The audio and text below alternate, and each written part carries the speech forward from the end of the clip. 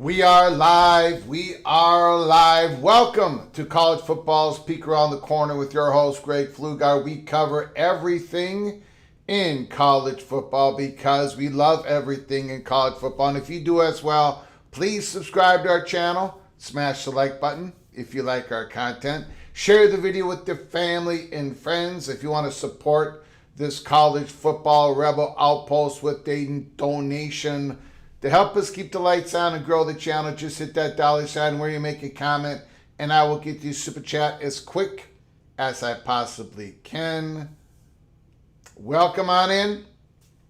Welcome on into the studio that sits on the corner, the very corner of Keith Jackson Parkway and Kurt Gowdy Avenue. Do not be afraid. Do not be afraid to become a legend with your comments and with your phone calls. Do not forget to ring the notification bell. We can come on live at any time, and today's a good example. We are coming on a little bit early. Sometimes we do that on a Wednesday. I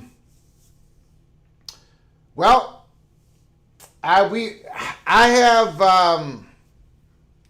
man, we got a lot to get to today. Holy smokes. We've talked about I have said the Southeastern Conference is sitting on a gold mine. Forget about their situation now. In the future, it's going to look a lot different. There's so many different ways we can go at this. We are going to be covering, and I did provide a link in the description box below the video.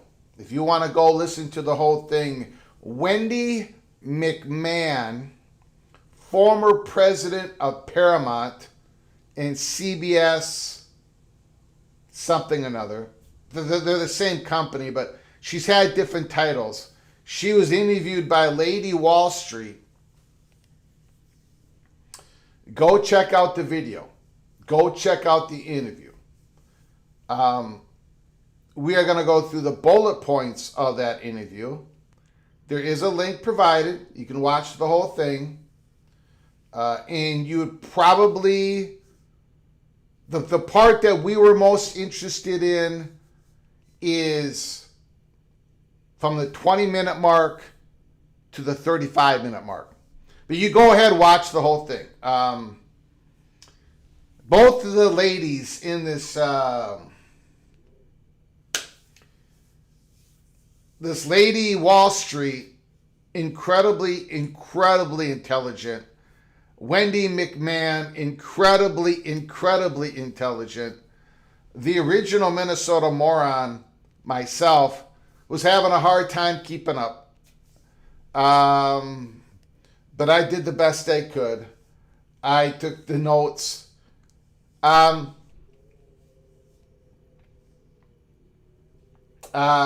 there's so many ways I can go about this. Number one, let's just start off with, let's just put it out there. Wendy McMahon, and we're going to go back into it in the back half of the monologue, but she says flatly, the SEC is more valuable than the NBA.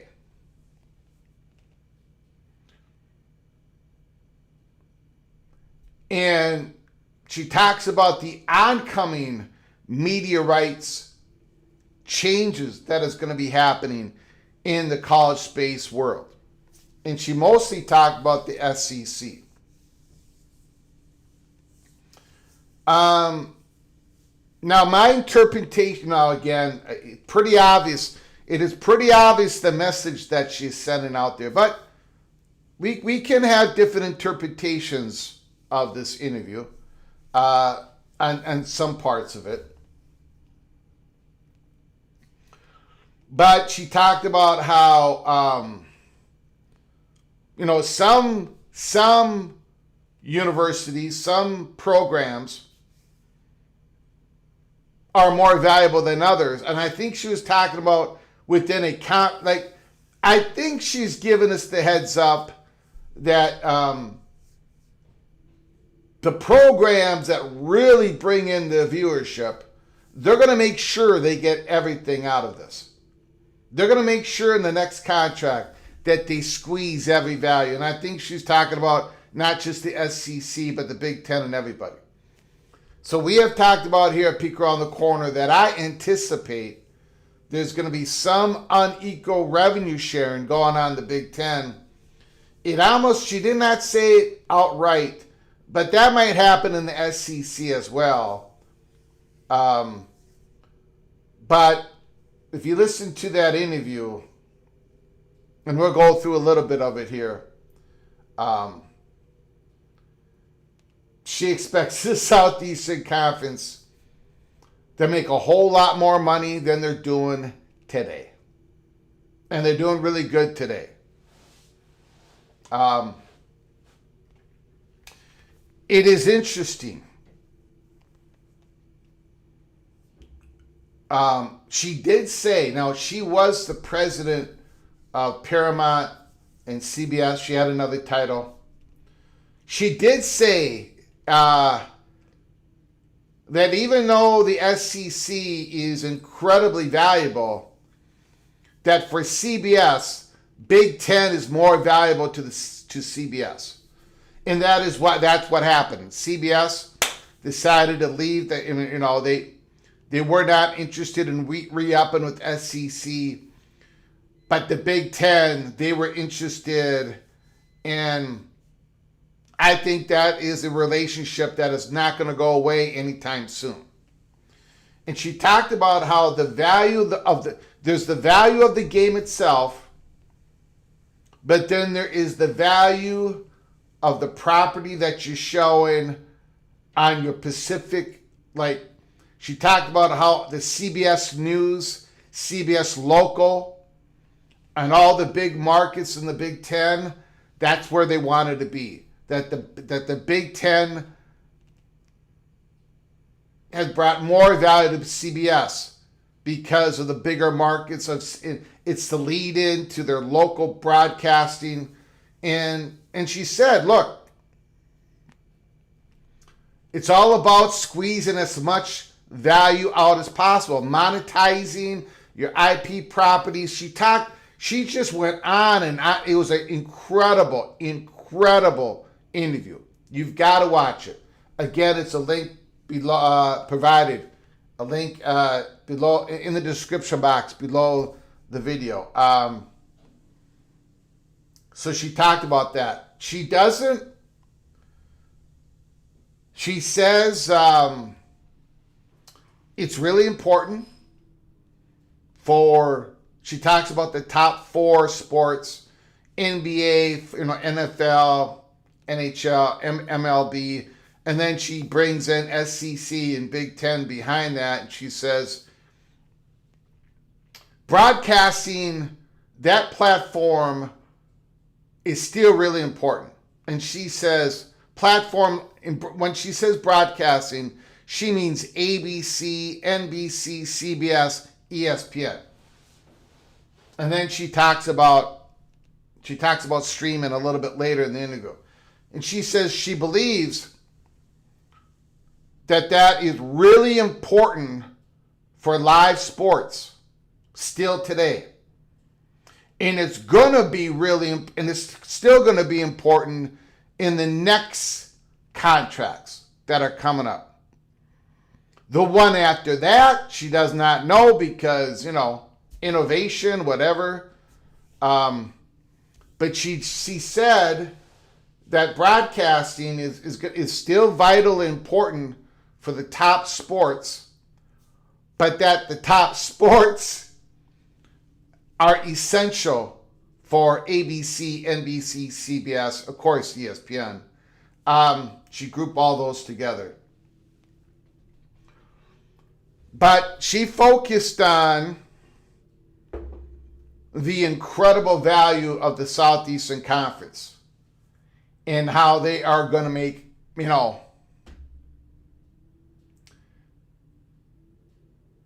they are incredibly undervalued. Now, we're going to go through more of that in the back half of the monologue. We will. All right? We will. But I want to bring, and this was an interview that was just done, but I want to bring this into the context of what we're living in today. We talk about this, the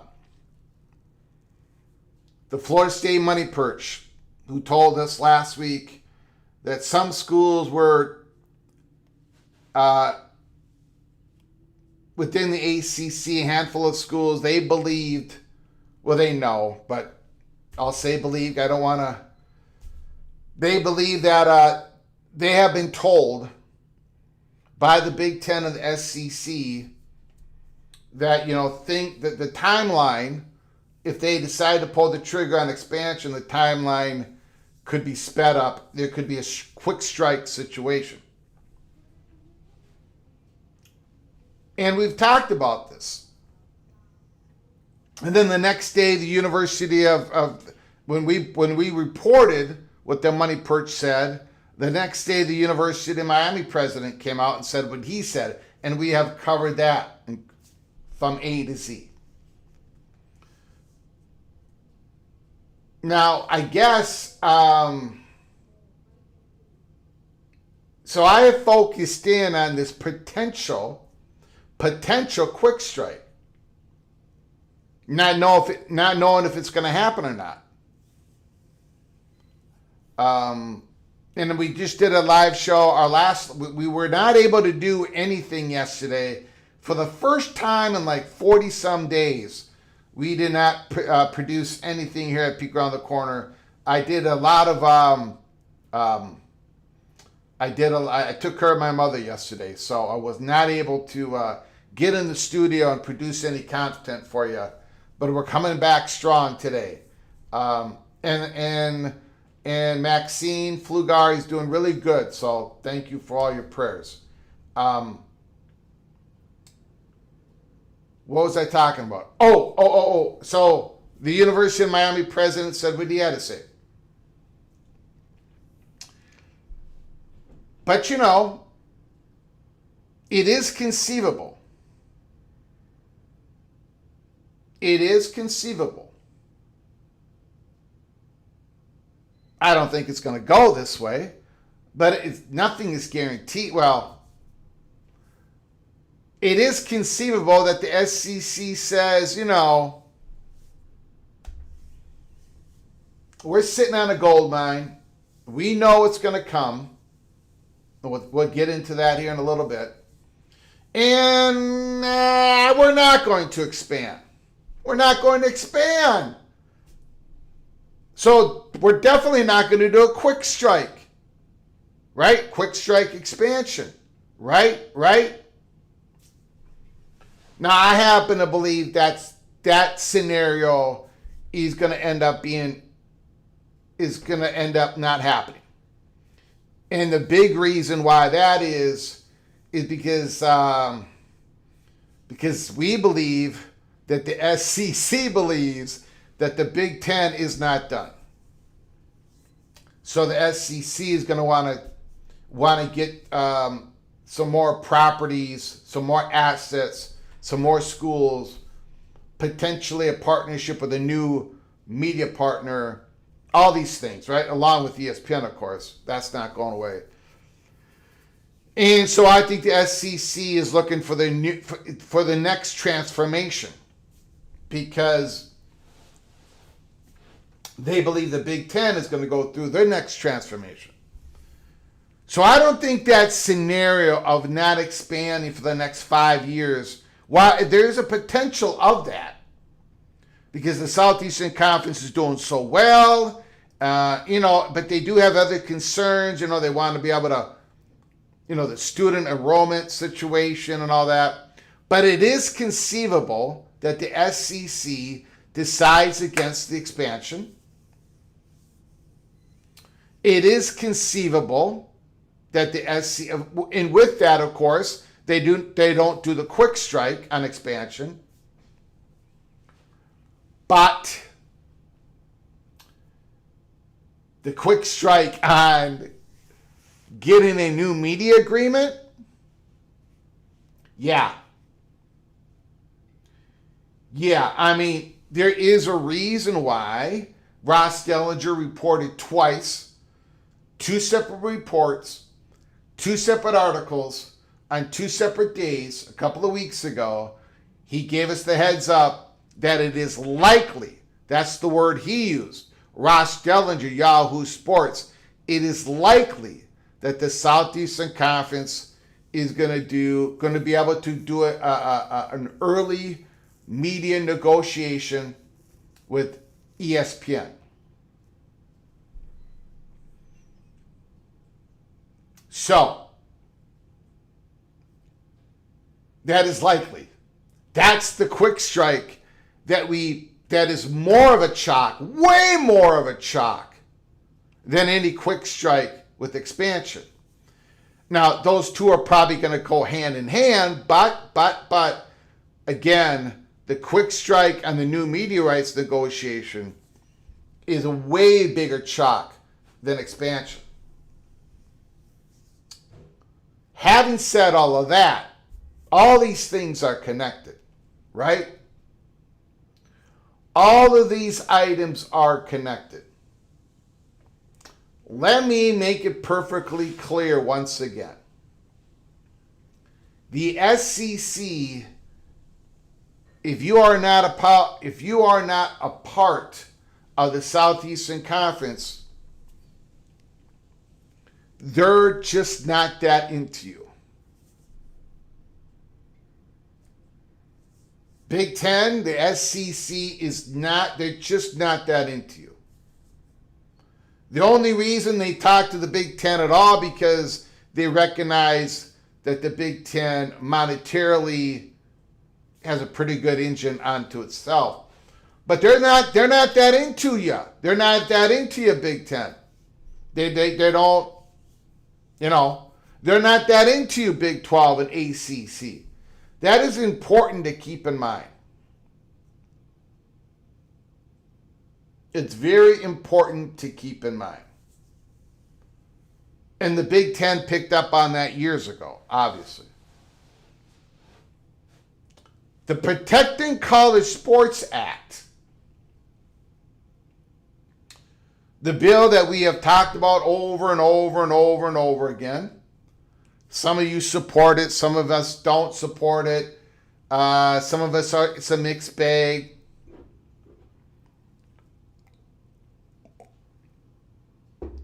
I talk about how the Protecting College Sports Act is a way to get the government in the door to finally control, to control college sports. And I don't want that to happen.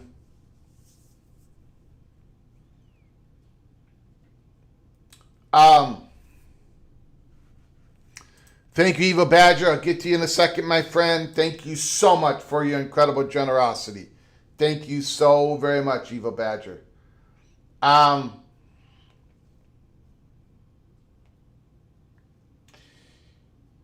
With the Protecting College Sports Act, we spent a lot of time on, it freezes, right?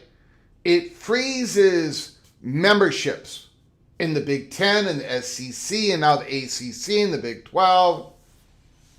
And I've argued over and over and over again. Some of you agree, some of you disagree.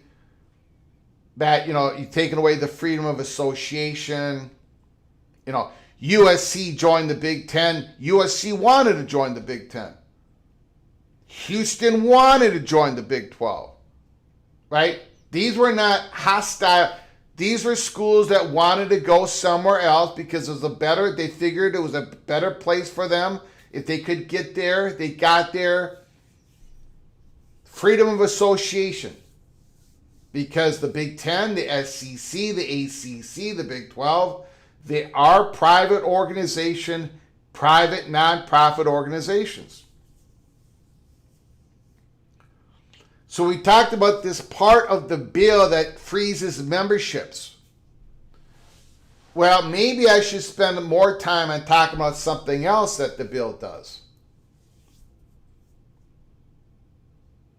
And that it freezes the ability of the SEC, the Big Ten, and others to extend, to reform their current media contracts. Because that's what this is all about.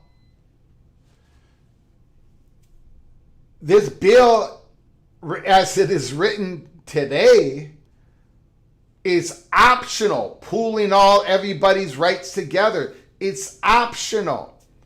The Southeastern Conference doesn't have to do it the way the bill is written. The Big Ten doesn't have to do it.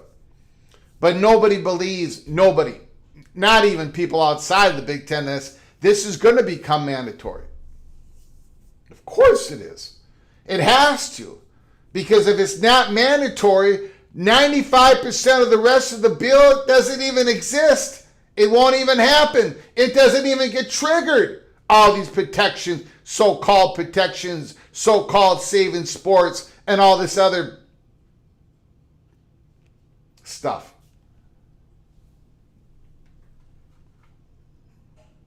I'll get you in a second, Eva Badger. Thank you very much. I appreciate it, Eva Badger. So, of course, it's going to become mandatory. But the key part of this, and Cruz and Cantwell have talked about it in the open. This conference current contract goes to this date. This conference date, this current conference contract, media contract, goes to this date. And everyone's going to be kind of done by the early 2000s, except for ACC. Well, it doesn't even matter. Everything goes until at least 2031. Then that's when we can corral everybody and get everybody to put all their rights together.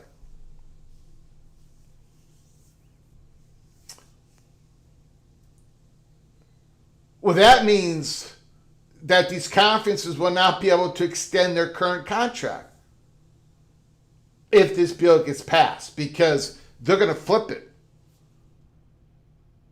And this is what the SEC is sitting here. Again, I think we have spent the time on the quick strike expansion, but the SEC might be uncoiling themselves. The SEC looks like they're getting prepared, as Ross Dellinger has hinted to us, to do the quick strike on their new media rights, to get into negotiations. And this bill ultimately will freeze them. The SEC, private nonprofit organization, it would freeze them from altering their current contract. Which to me it blows my mind that anybody could think that this is even constitutional at all. It ain't. But that's where we sit.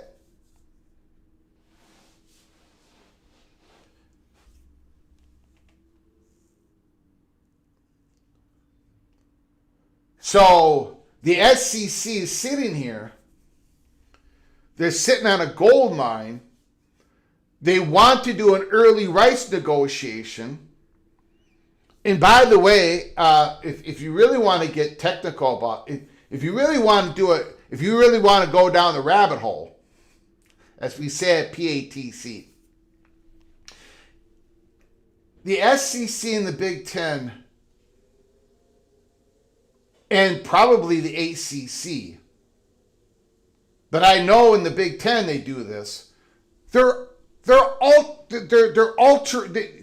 making alterations to their current media contract all the time. They're always moving around games. They're always moving around the agreement with. I'll just bring up the Big Ten in the Fox agreement. How many football games are we putting on the Big Ten network this year? How many basketball games? How many volleyball games? How many hockey games? How many white wrestling matches? They're making changes all the time. All the time. So, I get that would not be allowed. They're always trying to squeeze more value. Both the SEC, the Big Ten, right? The Big Ten's thinking about going from 9 conference games to 10 football conference games. The Big 12 is thinking about going from 9 to 10. They want more money. They want more value. They're looking at their Would they be able to make those moves? If this bill passes, exactly what can the conferences do on their own anymore? Because they're not to be trusted.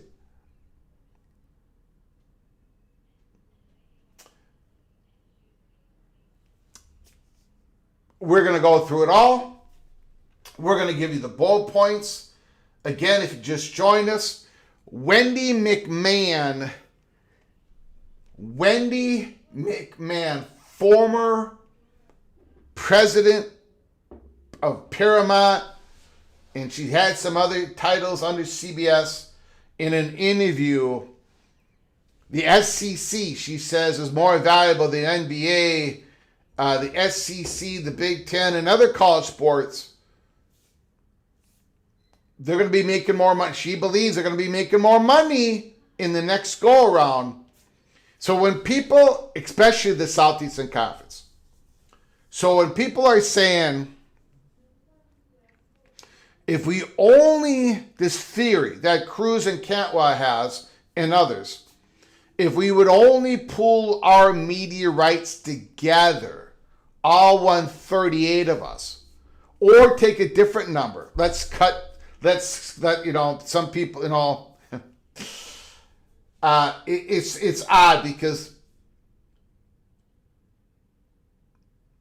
people like to have two different arguments on this, right? We want to save college sports. We want to protect it, save it.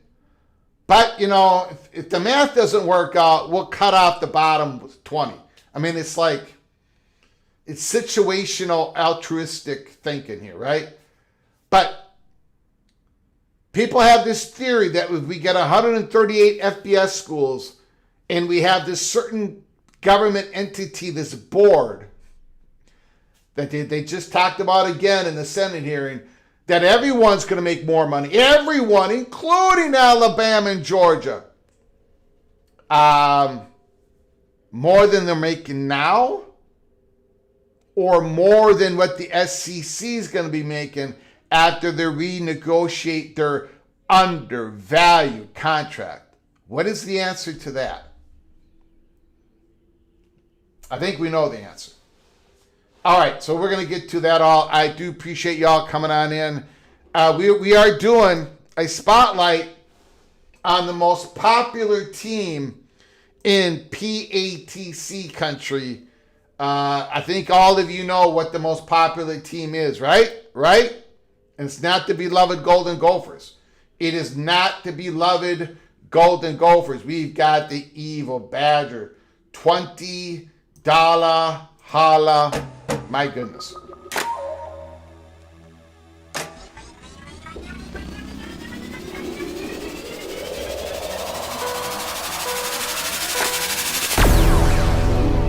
A massive super chat from our good friend Ryan Willie. Greg, I know that Wisconsin 4-8 last year. Do you know the combined record of Wisconsin's conference opponents' record last year? It was a record of 28-53. That's why I believe the Badgers will be in the top half of the Big Ten Conference. Woo! Ryan Willie. I got to tell you, man. Ryan Willie, if the Badgers get fueled, if they get fueled on Evil Badgers' optimism, Wisconsin's going to be a tough out.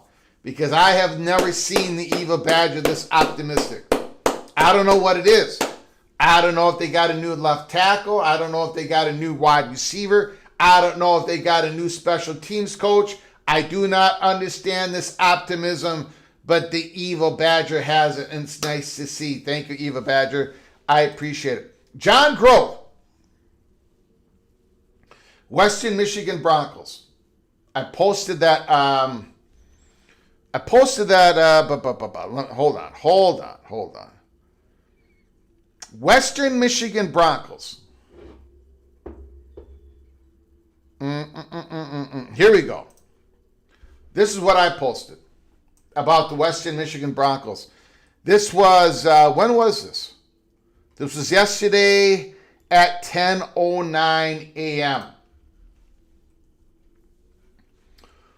MAC Chalk versus Pac-12 Chalk. Western Michigan Broncos quarterback Brock Lowry. Running back Jalen Buckley, who ran for about maybe 1,200 yards, 1,100, at least 1,100 yards last year. Jalen Buckley. Boise State, of course, Matic Madsen, who's been there forever, the great quarterback of the Boise State Broncos. Dylan Riley, who ran over 1,000 yards last year. September 26. Boise State at Western Michigan. Broncos versus Broncos. Now, for that game to mean as much as I want it to mean, Western Michigan has got it. They stay within 17 of Michigan. lose to Michigan Wolverines by 17 or less. I know the line is 20-some or 30-some, whatever it is. I think it's 20-some. But if the Western Michigan Broncos can stay within 17 points in Michigan and then beat Boise State Broncos at home, run the table, go 11-1, and then win the MAC championship, Western Michigan might be your college football playoff representative in the G6. How about them apples? But then Kenneth Maynard says, no, the East Carolina Pirates. Thank you, Eva Badger. Jay Price is in the house. Architect, A's on the kid. Rock Chalk Jayhawk. College Football Plus is in the house. Stephen Vitt might be calling us soon. I appreciate it. Joaquin Morales, go Sun Devils. Caleb Ramirez, MBM, another Big Ten SEC topic. I bet tomorrow will be the same. And the day after that. And the day after that. And the day after that. Farmer Boys, what's up, G Money?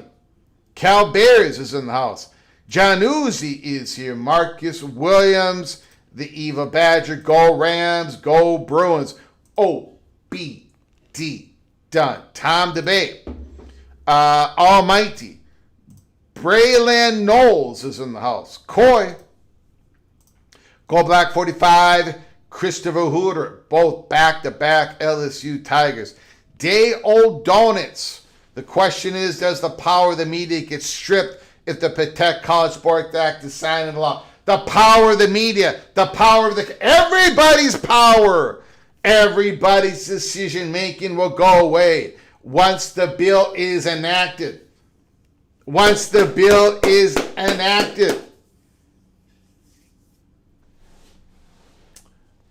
Benjamin Griffin is in the house. Dante's Inferno Purgatory is here. Doc Gibb, I appreciate it. Appreciate it, sir. Yogi Buck. Quick strike expansion is how you pay for the early media deal.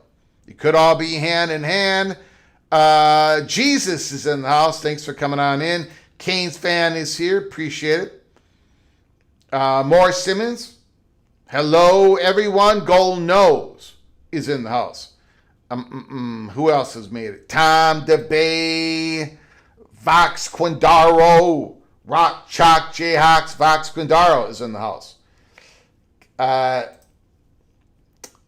Pirate Gator Kenneth Maynard is here.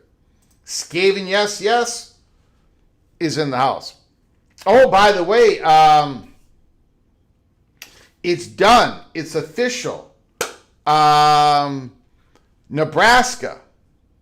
Now let me see if I can pull this up. Hold on, everybody. Hold on 1 second.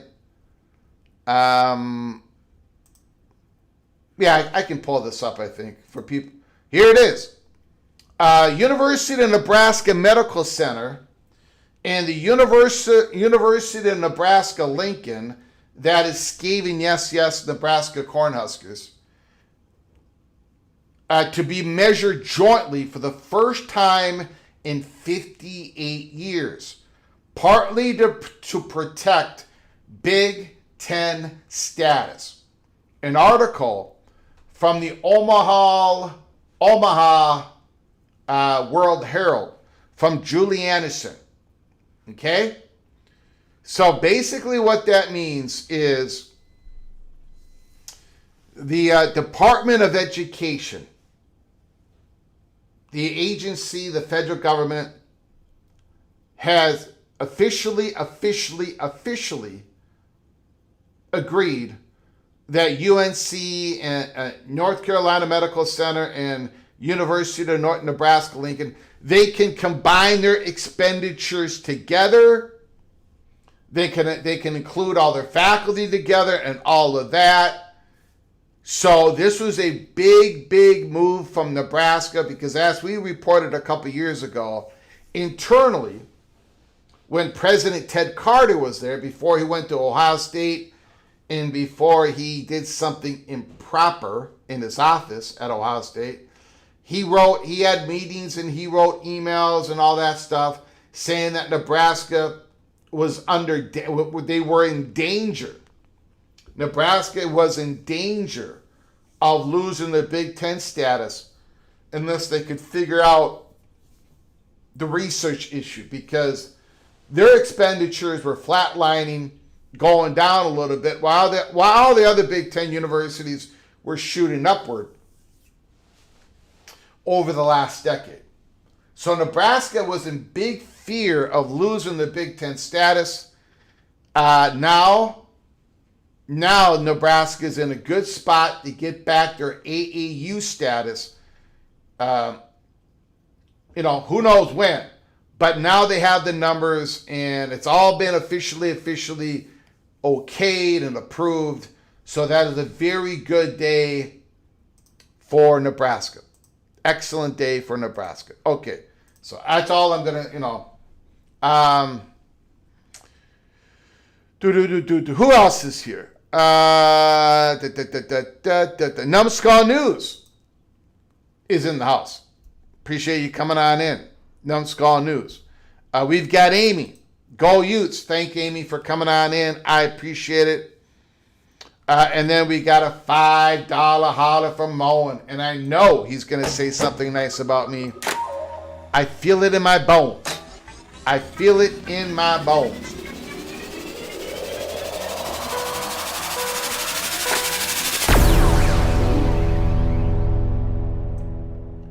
There's watching the highlights. Holy cow, what's going on? There's creating your own. With the largest curated global hotel program. I don't know where that's coming from. I don't know where that is coming from. Okay, we got rid of it. Whatever that was. I think that might was coming from ESPN. Mohr, Greg is so cold that he has to gargle antifreeze. What the heck is this? Greg is so cold that he has to gargle antifreeze to warm up his vocal cords for what he refers to as singing. Unbelievable. Do, re, mi, fa, sol, la, ti, do, ti, la, sol, fa, mi, re, do. Perfect. Perfect. You can tell that I've done the scales all my life because I can do it backwards and forwards and all that good stuff. All right. I appreciate it, Mohr After Dark. Thank you for the $5 holler. I appreciate it. Appreciate it very perfect. That's what I thought. That's what I thought. That's what I thought. Do, re, mi, fa, sol, la, ti, do, ti, la, sol, fa, mi, re, do. Hotel Flugar Ice Buckets coming soon. Online sales only. Wow. The Flugarian Empire Ice Buckets. All right. Thank you all for coming on in. I appreciate it, Mohr. I appreciate it, Evil Badger, for helping us keep the lights on here and grow the channel. Stephen Clark, go Gophers. Absolutely. All right.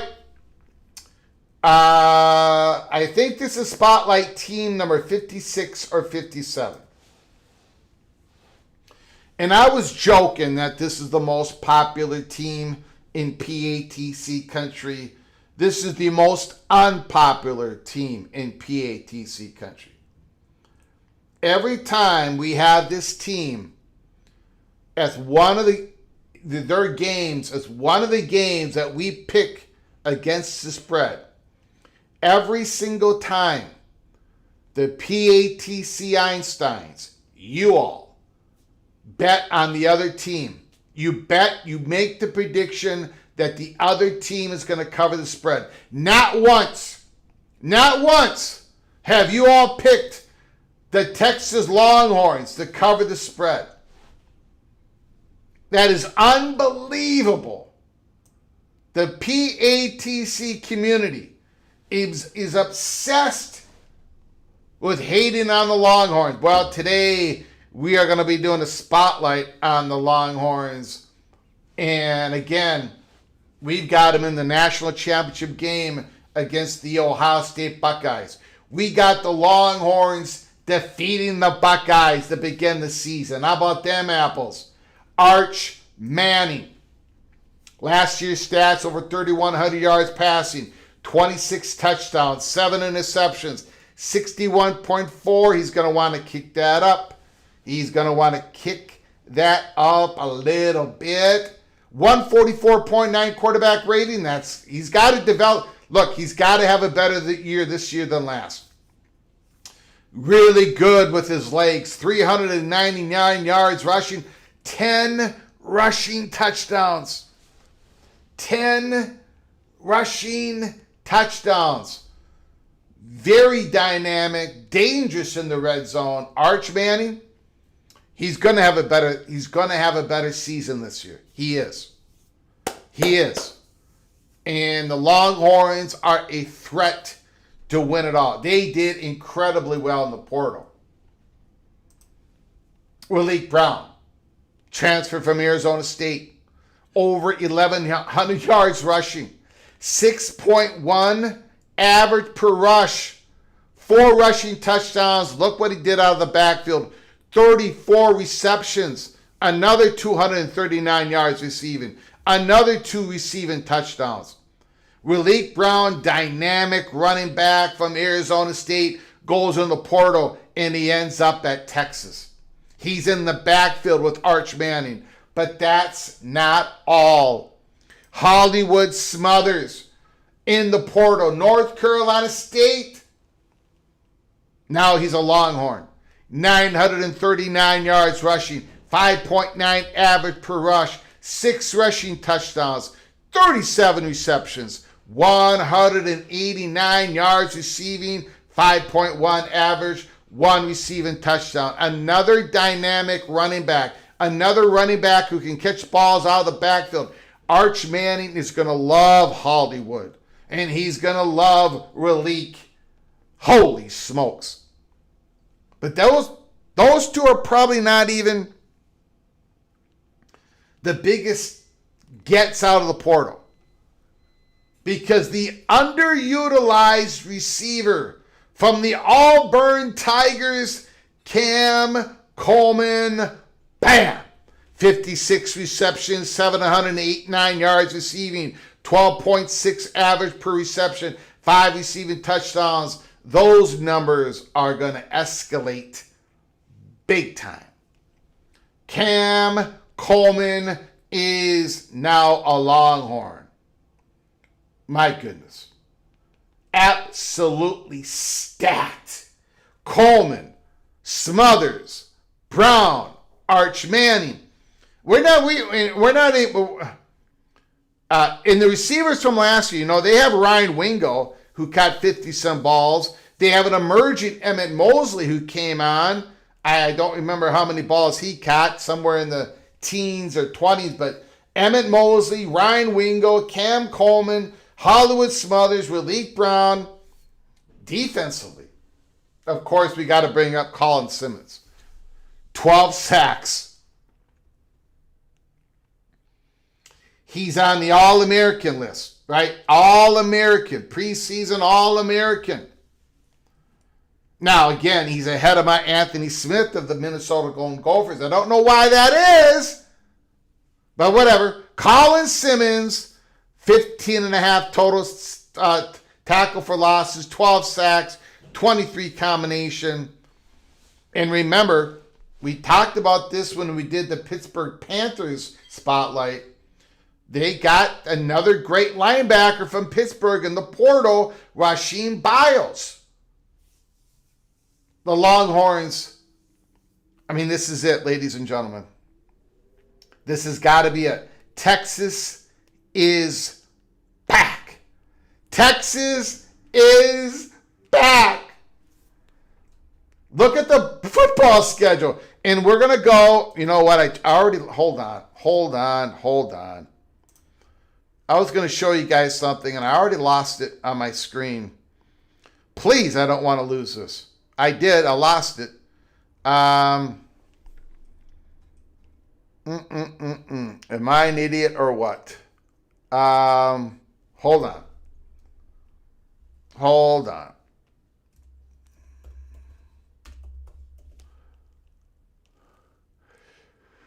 Oh, boy.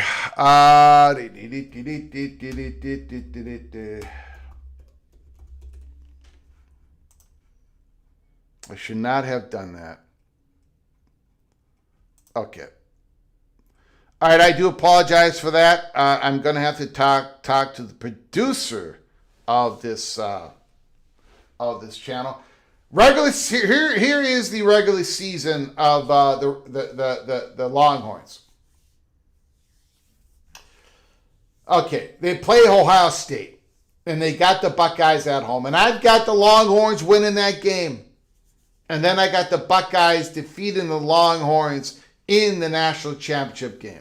They play UTSA, the Roadrunners, and they play Tennessee, Oklahoma, Florida, Ole Miss, Mississippi State, at Missouri, at LSU, at home against Arkansas, at Texas A&M. And again, A&M, LSU, I think is going to have the third best team in the Southeastern Conference, right? So Texas A&M, the fourth or the fifth best team in the conference.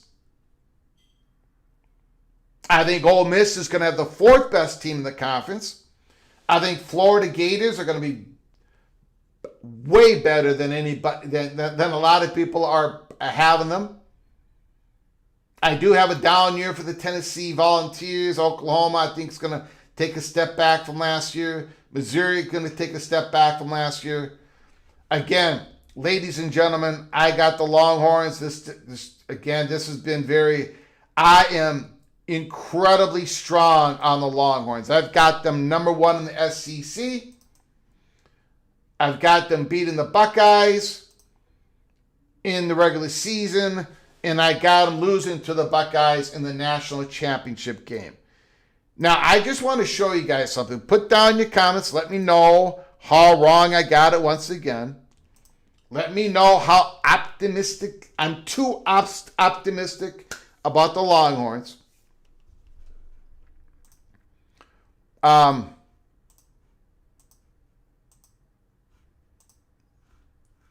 Let me show you something here.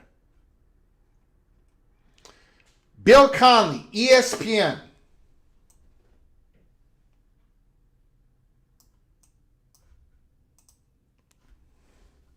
The 2026 SEC College Football Preview, predictions, top transfers, and more. We're only going to take two parts of this article. It came out today. Okay, he's making his predictions based on his SP Plus. Here's the 2026 projections.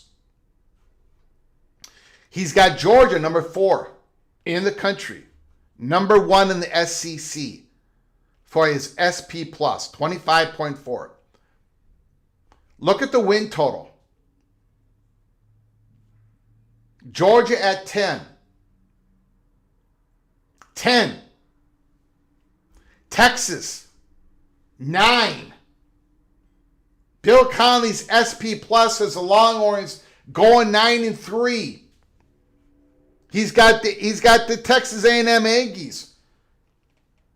You can consider that 8-4 if you want. 8.4. LSU, 8.5 wins. Alabama, 8 wins. These win totals have gone downward because of the perceived strength at the bottom of the SEC, the middle of the SEC, but more importantly, because the SEC went to 9 conference games. Look what Bill Connelly wrote.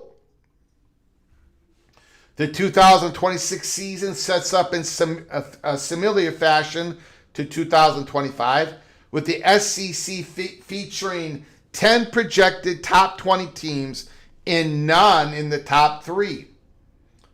And with the 9-game conference schedules, no team enjoys a projected win total higher than 9.8. It is going to be very interesting to see how the CFP committee reacts to a glut of 9-3 SEC teams, especially potentially a squad such as Texas, with what's projected as the toughest schedule in the country and the number of close games that will decide the top of the conference standings. Now, do you remember all the discussions around the college football playoff format? Do you remember Reese Davis, Josh Pate, Paul Feinbaum, all of them? SCC Mike, Cousin Shane, all of them. Throw a name out there. Throw it out there. All of them. Everybody on 3. Everybody. Oh, no. You can't have a playoffs of, you can't have 9-3. Who wants to see a 9-3? Who wants to see an 8-14? You can't have that. We can't. That's going to devalue the regular season. Well, but we sat here calmly and we said, you're going to have 9-3 and 8-4 teams in the Southeastern Conference because you got it from 8 conference games to 9. Those records in the SEC have been inflated because you've been at 8 conference games. I'm not saying how good the teams have been inflated. I did not say that. I said your records have been. I don't give a rip if your team is 9-3, 8-4. If they're good enough, if we perceive them to be good enough, they got some big wins, if they look good in a 2014 playoffs, yes, they should be in the playoffs. Of course. Why not? It doesn't. Why are we so sensitive to an 8-3, 9? Oh no, they're not. This last year, BYU, they weren't good enough. But BYU, of course they were. Of course BYU was good enough. Notre Dame, Vanderbilt. Come on. We got to wake up. Let's go. Now, I did say on X that I'm no more going to be, look, if the 2014 playoff happens, and it should, I'm going to be a happy guy, but I'm not going to spend any more time championing it because a lot of people who want the Army of 24, who it would best serve, is trying to use the government for, destruction of the Big Ten and the SEC, and I don't like that either. So, anyways, I'll leave that alone for now. But yeah, the SEC spent all off season. Now, I'm going to do a lot of praising of the SEC here.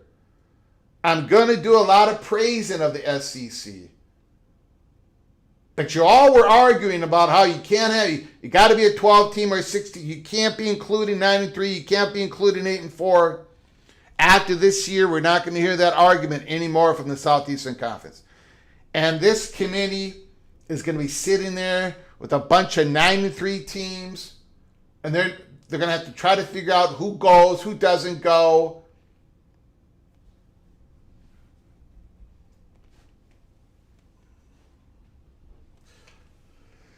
Woo, boy, we are going to be in for a lot of drama this year.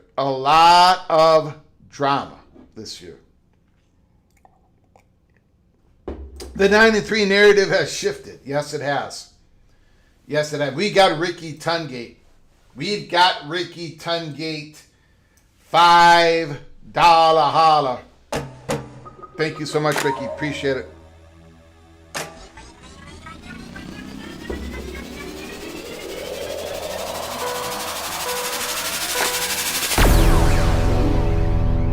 Just read Mohen's message. Pretty good. No, Ricky. No.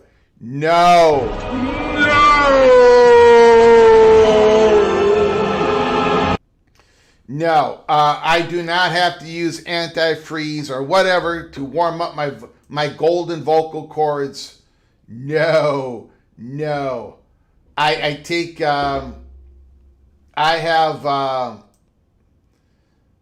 I have a very loud voice, very loud talking voice, very loud singing voice. I don't need no music. I can do it a cappella. I don't need no vocalization.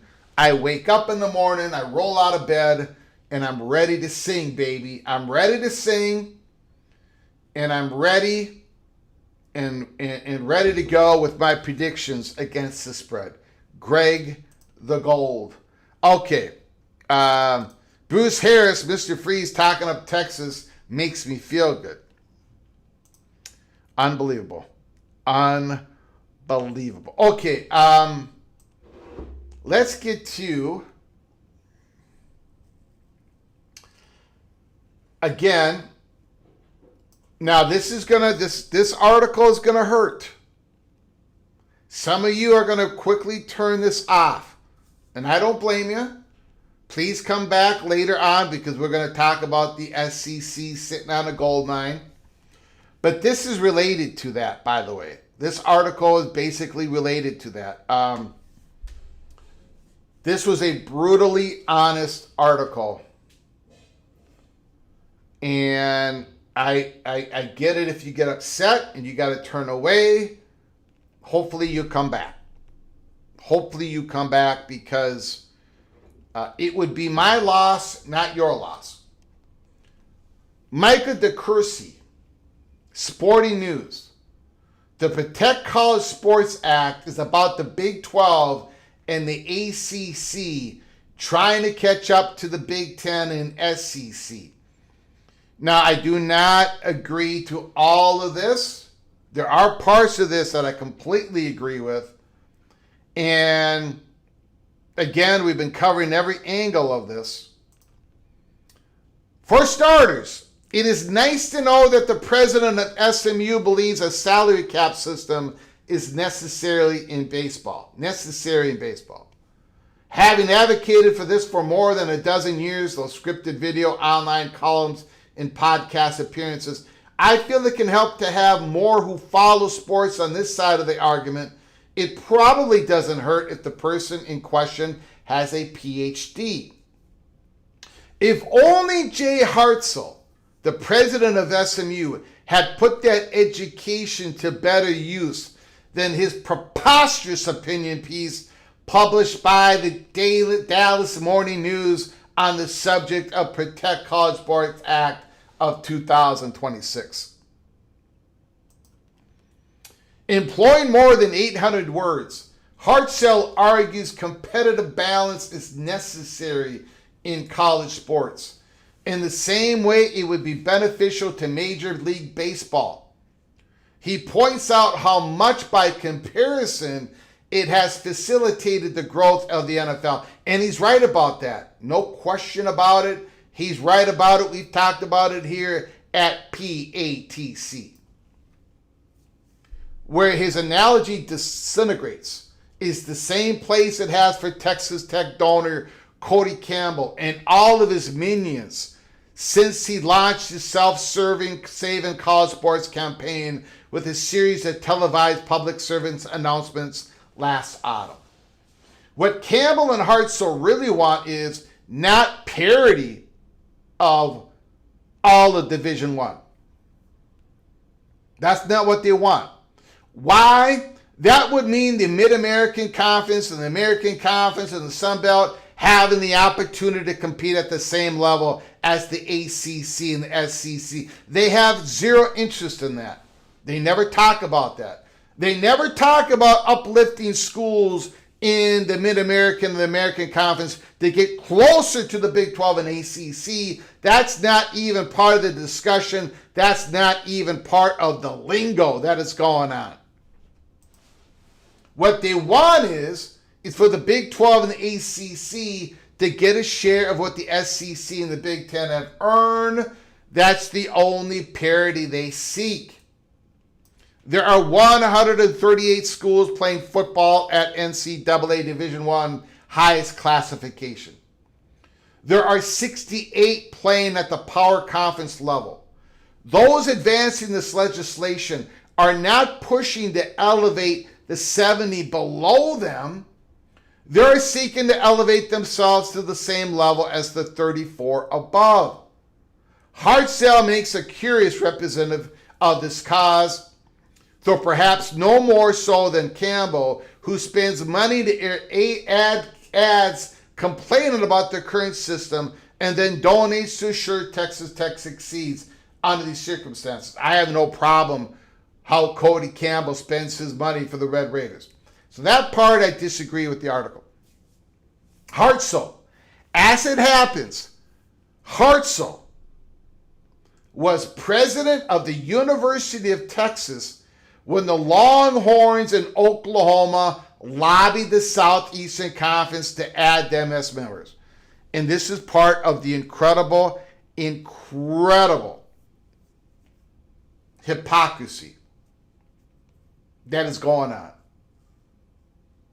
Hartzell and others were just fine with the freedom of association before, but now they want all the doors locked. They want all the walls come down. Now, today, before, no. It is undeniably true that the decision of the SEC to expand in the Southwest led to a change in how the Big Ten approached the possibility of expansion and subsequently choosing to add both USC and UCLA. And the Pac-12 approached a self-inflicted implosion and then rescued Oregon and Washington from uncertainty. Please let us not pretend this expansion contagion began there. It commenced in the early part of the century when the ACC abandoned its unique regional history and destroyed the Big East football by adding first Miami, Virginia Tech, and Boston College, and then subsequently returning to gather up Pittsburgh and Syracuse. Now get a load of this. PATC money shot of the article. The ACC still has not lost a single member to others' 21st century expansion, but now they're the victim. Before we get on to the rest of the art, think about that. The ACC have done they've done a whole lot of expansion, right? They tore up the Big East. Now again, I'm going to stay consistent. I don't have a problem with it. Why would I have a Miami? Freedom of association. They wanted to go from the Big East to the ACC. ACC accepted them. Same with all the other schools that went from the Big East to the ACC. Boston College, Virginia Tech. Freedom of association. The Big East, the ACC, private, nonprofit organizations. But the ACC did all that. Nobody has poached the ACC yet. And suddenly, no, we can't, no more of that. No more. No. No more freedom of association. No more Clemson possibly wanted to go somewhere else. No more Florida State possibly wanted to go. No more USFF wanting to get to the ACC. No more UConn trying to get to the ACC. Nope. Everything stays static now, starting now. Government decree starting now. The ACC is the victim. A victim of what?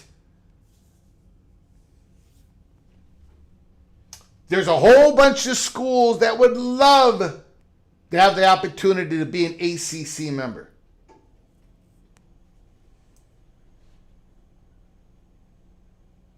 Back to the article. If competitive balance is an existential issue in college sports, if it truly matters now to Hartzell, where were all the complaints when the SEC was winning 14 of the 24 national championships? contested prior to the expansion of the college football playoff. The SEC won 7 in a row between 2006 and 2012. And the op-ed pages of major newspapers weren't asked to publish demands of equity among the major conferences. The SEC was completely dominating. During the decade of the 14 college football playoff, 6 schools commanded 73% of the playoff positions available. 6 schools. 6 schools commanded 73% of the playoff positions available. That's roughly 5% of the Division I FBS membership. 9% of the power conference competitors consuming nearly 3/4 of the playoff berth. And now we're worried about competitive balance? Now? No, of course not.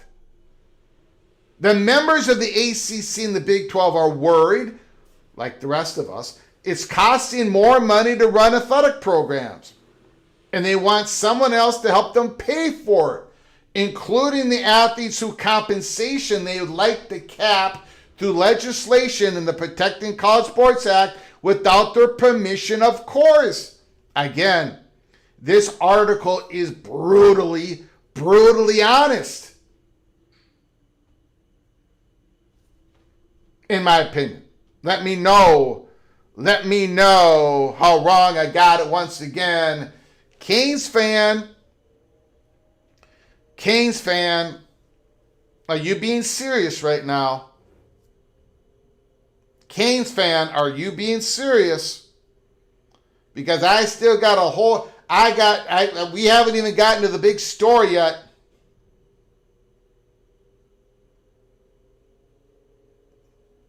Canes fan says he's serious. I'll get to that in a second. Hold on. Buckle up, brace for impact. Buckle up, brace for impact. My gosh. Woo! Boy.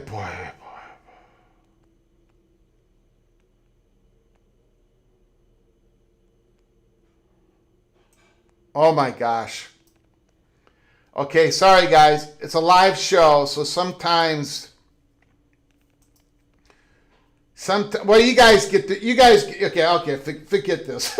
You guys understand. Blah, blah, blah, blah, blah, blah. We haven't even gotten to the, okay, I'm calling a timeout.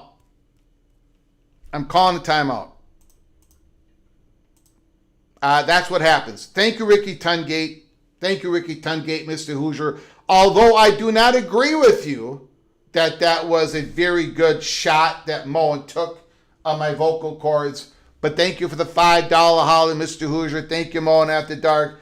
Thank you, Evil Badger. Hold on, everybody.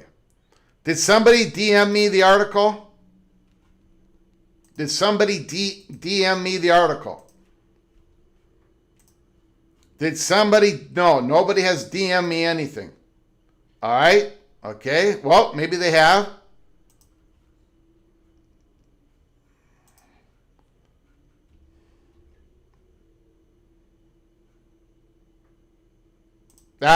Here we go.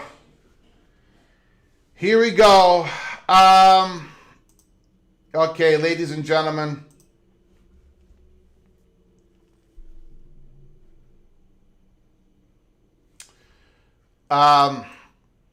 Ladies and gentlemen.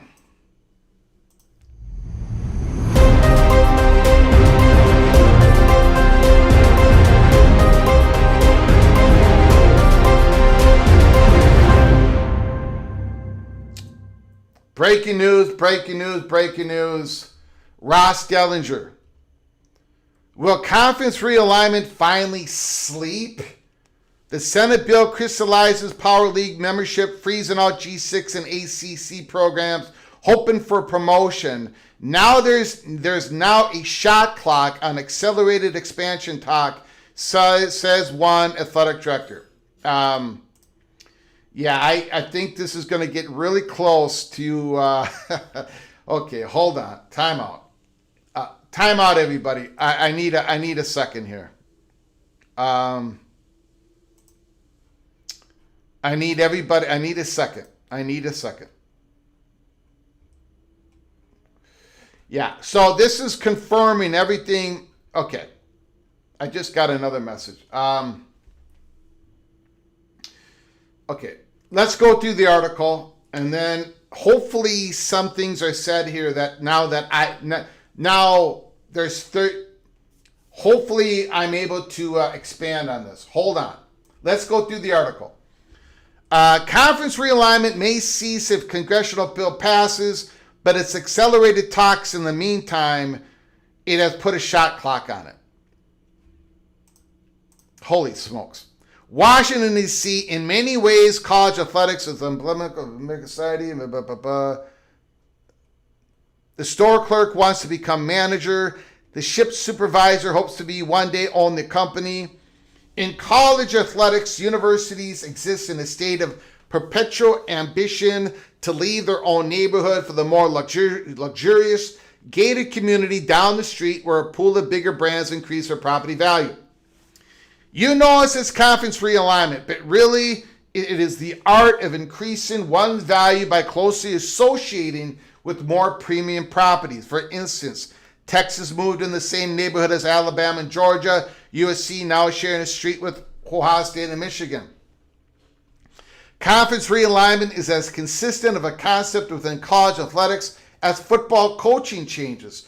So prevalent over the last decade and more of a sort of model has emerged. Conference realignment never sleeps. That is our number one rule here at Peek Around the Corner. However, according to a congressional bill that's on the doorstep of a vote here in the U.S. Senate, conference realignment will get some deep rest. In fact, the Protect College Sports Act kills realignment at the major conference level if it becomes law. In Section 205, okay, we've already been over that. Not only does the concept freeze in place the current membership of the power leagues, most notably locking in restless ACC schools like Clemson, Florida State, Miami, and North Carolina, but it prevents schools in the group of 6 conferences, such as the Sun Belt, Mountain West, or American, from joining the big leagues. They've locked us in, says one G6 conference athletic director.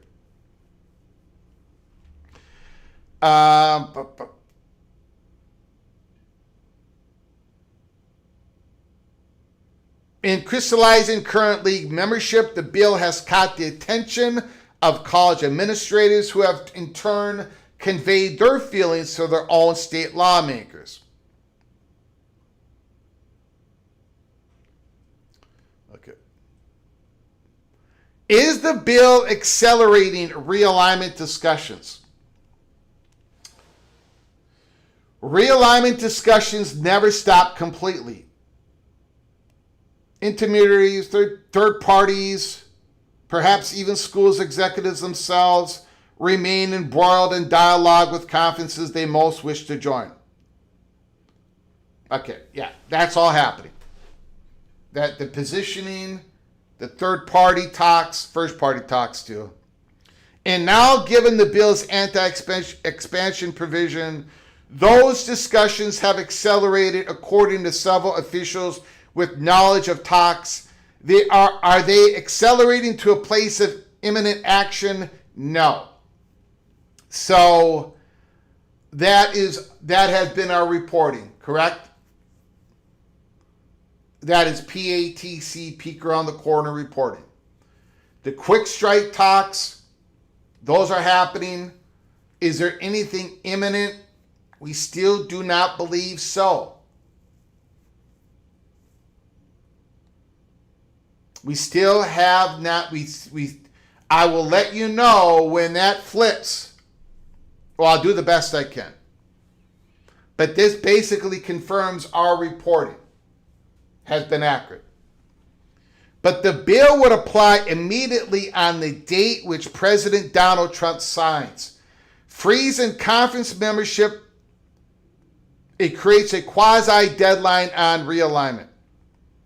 It has put a shot clock on it, said one Power League athletic director. If you don't move before it becomes law, you're screwed, says another high-ranking administrator in a power conference. The language, though, is not set in stone. In fact, expansion situation directly impacts both of the bill's authors, Cruz and Cantwell, who each have in their representative footprint multiple non-power league programs who aspire to gain power conference membership, Washington State.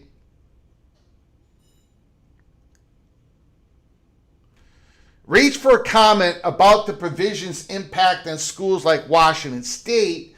A spokesperson for Cantwell sent to Yahoo Sports a statement suggesting possible changes. There will be conversations with more members in the chambers as the bill progresses forward. There may be more modifications. Over the last month, Cantwell herself had bemoaned, okay, we've been through that. It's no secret. Plenty of the ACC programs are interested in a promotion to the SEC or Big Ten. After all, two ACC members, Clemson and Florida State, filed lawsuits against the conference and only settled those cases upon the league agreeing to create an uneven revenue distribution structure as well as establish more formal exit fees. The latter is a signal of their ultimate desire. They want to leave. They like to know how much it will cost. If an ACC school intends to leave the conference, it must officially notify the league in writing on or before June 1st of the preceding year. The exit fee for leaving next year is $129 million. An interesting wrinkle. 7 ACC universities did not independently send a letter to the lawmakers supportive of the legislation. Boston College, Clemson, Florida State, Georgia Tech, Cal, Miami, and Virginia. According to the documents. Perhaps this was an intentional move as not to anger the Big Ten and the SEC, which are opposed to the bill, because they themselves are against the bill that prevent them from promotion.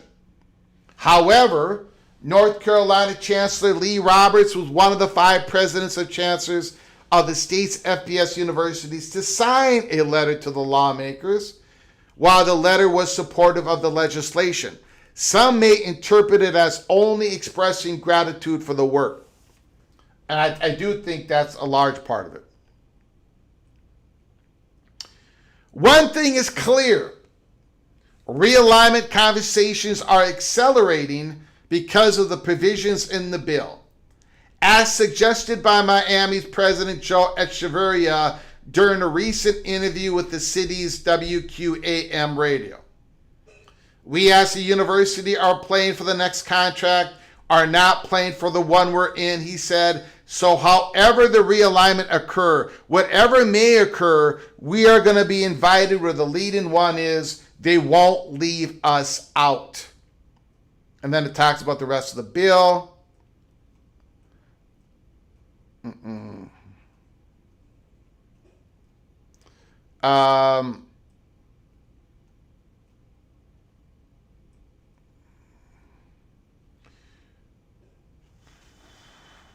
I'm going through this.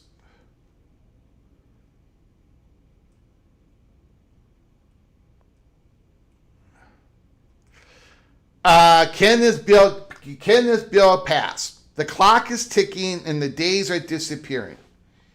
Senators have a 2-week 4th of July recess.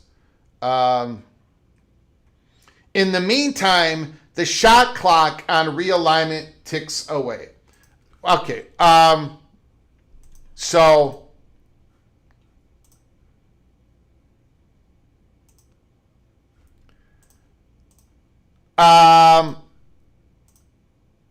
There it is.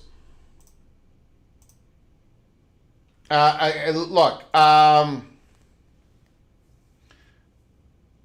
this is why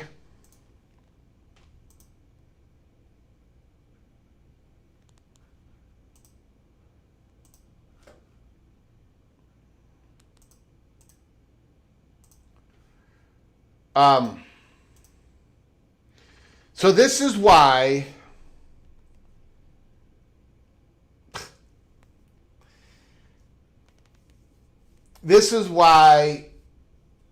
I can, Kenneth Maynard, I can guarantee you this is not engagement farming. You are entitled to that opinion. I mean, this is what we've been reporting on here at Peek Around the Corner. So that if Ross Dellinger, if that is engagement farming, then we are also guilty of engagement farming, and we are not guilty of engagement. This is what we have been reporting here at Peek Around the Corner.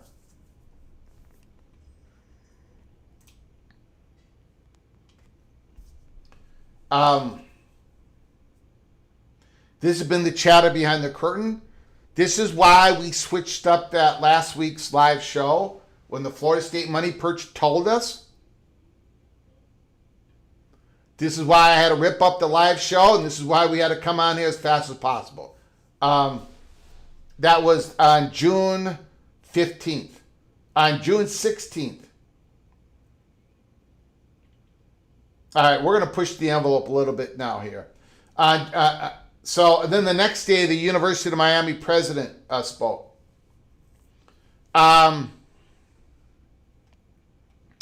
Since all this has happened, I have been fortunate to have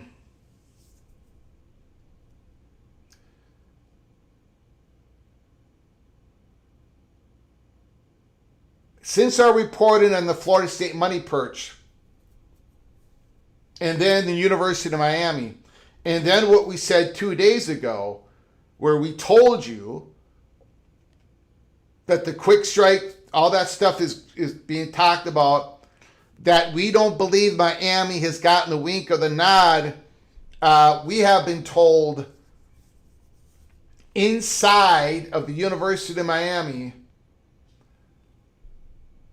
that we are correct in our reporting.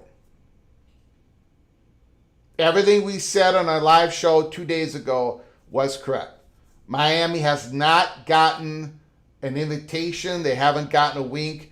They haven't gotten a nod. We got that, and I'm just gonna title it as, this is not chatter behind the curtain. It's not BM. It's inside the university. Now that Ross Dellinger's report has come out, I feel I can say that now. All this,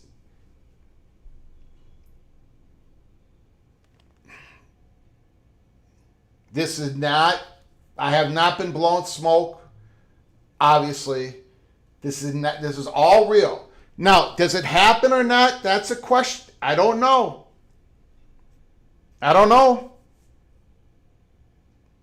We do know, we have been telling you for 3 years, every time we say nothing is imminent, nothing is done, nothing is settled, we've also said the Big Ten has plans. The SEC has plans. The Big 12 has plans. It's all real. Those plans are real. And now with this situation up in Congress, the Big Ten wants to, as we have been told by Big Ten people, if it looks like this is going to pass before it signs into law, there's that option, that quick strike option. We had a live show on it. That option is on the table because they're gonna want to choose where to battle this in court. It's freedom of association. This is a non-profit private organization. I don't care how evil the Big Ten is. I don't care how evil the Big 12 is. I don't care how evil the ACC is for chewing up the Big East. The ACC took in schools that they wanted to take in. It's called freedom of association. These public universities are owned by the state, but they're not run by the state. Completely two different things. All these decisions are not made by the government, the federal government especially.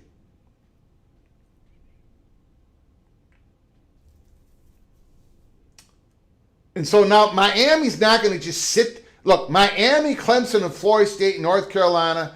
I believe Duke is in the mix. I believe Utah is in the mix. I believe Georgia Tech, Virginia Tech are in the mix.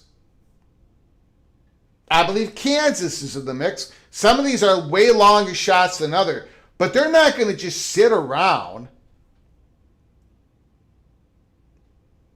They're not going to look, they have seen other schools have the ability to improve themselves.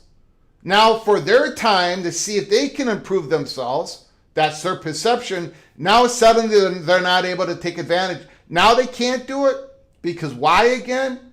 Because we're trying to get more parity in the. Let me tell you something. 95% of the football programs out there, if you were given the same media dollars as the Buckeyes, do you still think you think you could compete with the Buckeyes? Do you think you beat the Buckeyes as much as they beat you? No. The Buckeyes have all sorts of advantages. Georgia does. Alabama does. Media money is just one bucket of it. There's donations. There's ticket sales. There's brand. There's where you are in the part of the country. If you want to go have government say, okay, these 5 Southeastern schools, you get the same amount of money to put on a hockey program like Minnesota Duluth, Minnesota State, St. Cloud, St. Thomas, University of Minnesota, go ahead now compete. You're not going to be able to compete, even if you have the same amount of money. I understand life isn't fair. I get it. It's not fair. The Gophers have been getting their brains beat in for 80 years or 60 years. And that's going to continue. You go play Michigan, Buckeyes, Penn State, you play Alabama, you're going to get beat. You're just going to get beat. There's no federal law that's going to change that. You're going to get beat. What we want to do is create more revenue. We want to be able to build our That's why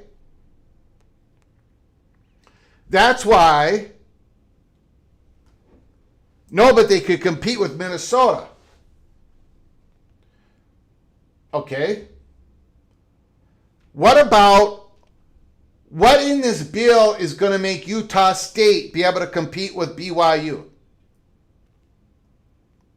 Oh, that's not the concern. That's exactly why we read that article just a few minutes ago. This bill, and I love you, Big 12. I love watching Big 12 football. I love watching ACC football. We have watch parties, but this bill is made for you guys. It's not made for the Big 10, SEC, and is most definitely not made for any programs below you. That's the brutal, honest truth of this bill. But having said, and this bill is not built for the ACC schools that believe they have a chance to get to the Big 10 of the SEC. And for the few Big 12 schools as well. This bill is for a certain segment of schools, government decree, to try to make everything more parity. We have more parity now than we've ever had before. That's another odd thing about this. If the SEC had won the last 3 national championships, like they did previously, would we be talking about this bill?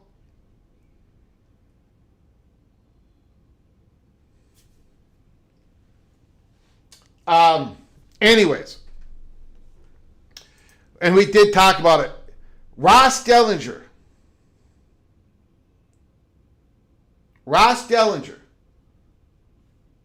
Breaking news. Ross Dellinger. There is a shot clock has been put on realignment. Breaking news. So, I just want to make something clear here. Hold on, everybody. Hold on. I'm getting a lot of messages. I'm going to get to your phone calls. I'm going to quickly go through what Wendy McMahon said about the SEC. And then we're going to go to your phone calls as quick as we possibly can. Hopefully this changes people's perception of what is going on. I know in PATC country, you guys have gotten the word, you've got the report that the quick strike was in play. Okay? You got that reporting from PATC. You got that reporting from Mohr at College Football Mafia.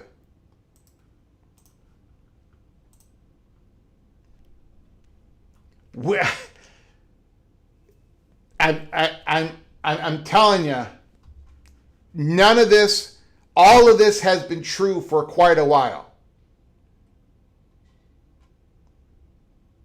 The Florida State money perch, when he told us in December 26th that the athletic director was going to come out in 2 months from now and put a stake in the ground, and then it happened on February 24th, that wasn't by coincidence.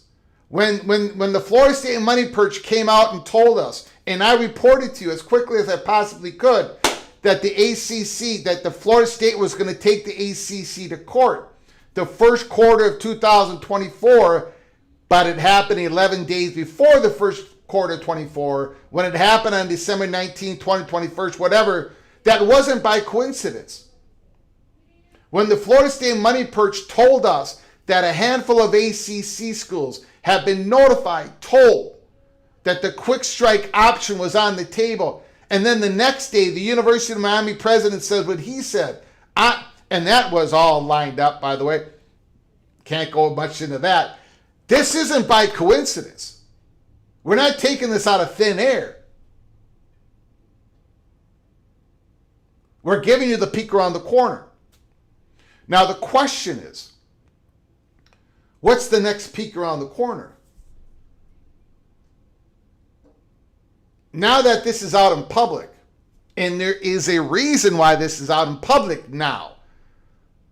It was out in public in PATC country because I don't have all these embargoed on me. I have some, but not all this big stuff. Now what happens? Because when Ross Dellinger puts an article out like this,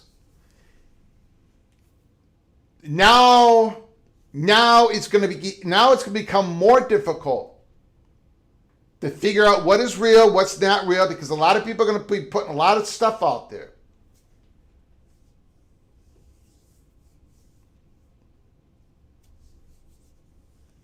Ross Dellinger in this article said nothing is imminent. That's what we reported 2 days ago.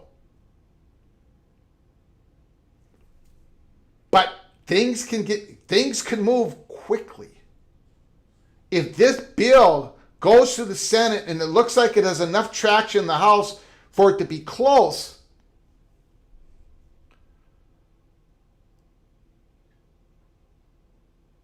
things can move quickly. Real quickly. Because let's not get it twisted. Miami, Florida State, Clemson, North Carolina, boy, that's going to be tricky. Duke, Georgia Tech, Virginia, all of them. Kansas, Utah, I would throw them in. They're not starting from scratch. There've been a lot of talks. Not negotiations. No wink, no nod, nothing's done. But talks. Data, back and forth. They're not starting from scratch.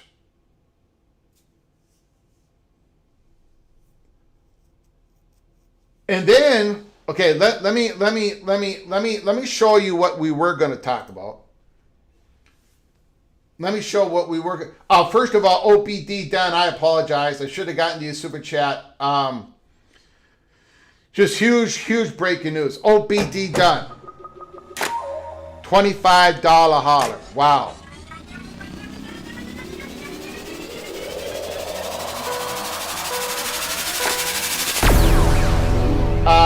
OBD Dunn, thanks, Greg, for all you do. It is appreciated. Thank you so very much. I appreciate it, OBD Dunn. I appreciate it so very much.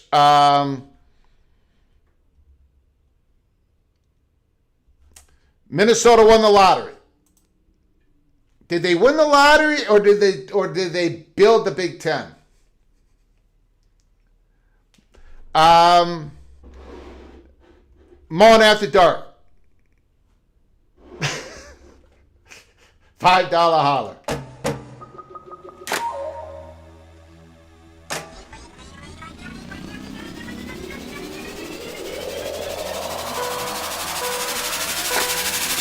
Greg is so cold that when he tried to engagement farm, the algorithm had to put in Arctic gear and still kept buffering. Thank you for the $5 holler, Mohr After Dark. I very much appreciate it. Thank you, OPD Dunn. Thank you very much, sir. Appreciate it. Okay, let me take a step back. Let's finish off what we were going to talk about, because it's all tied into this anyways. I just wanted to show you guys something that probably most of you haven't seen yet. Again, we did provide a link in the description box below the video.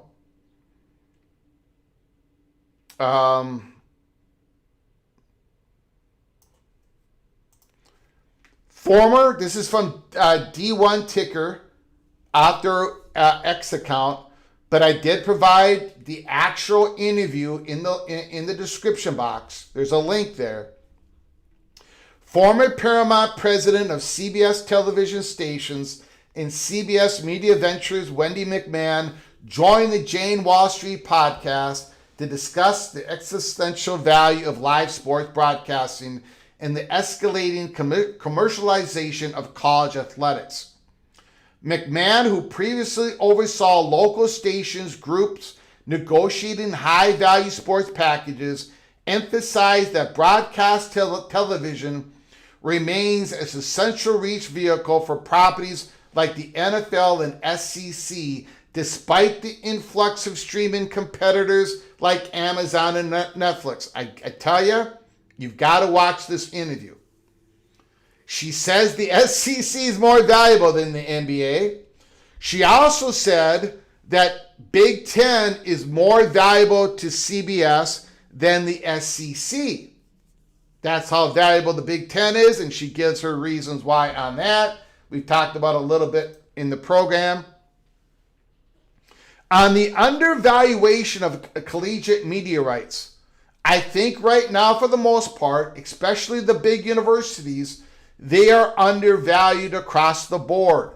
The SEC is more valuable than the NBA. And so the SEC is not getting what the NBA got in the most recent deal. So if you're sitting at the SEC, you're thinking, well, wait a minute. Why aren't my brands receiving the same respect and attention? So I think there's going to be a big shift in media rights.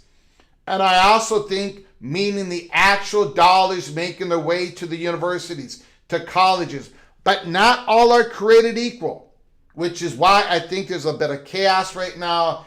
And I absolutely think to trickle down the NFL renegotiation, taking a lot of money out of the ecosystems, the SEC colleges coming into the table saying, we deserve more than, I start worrying about what does that mean for all the other sports that are below those top lines.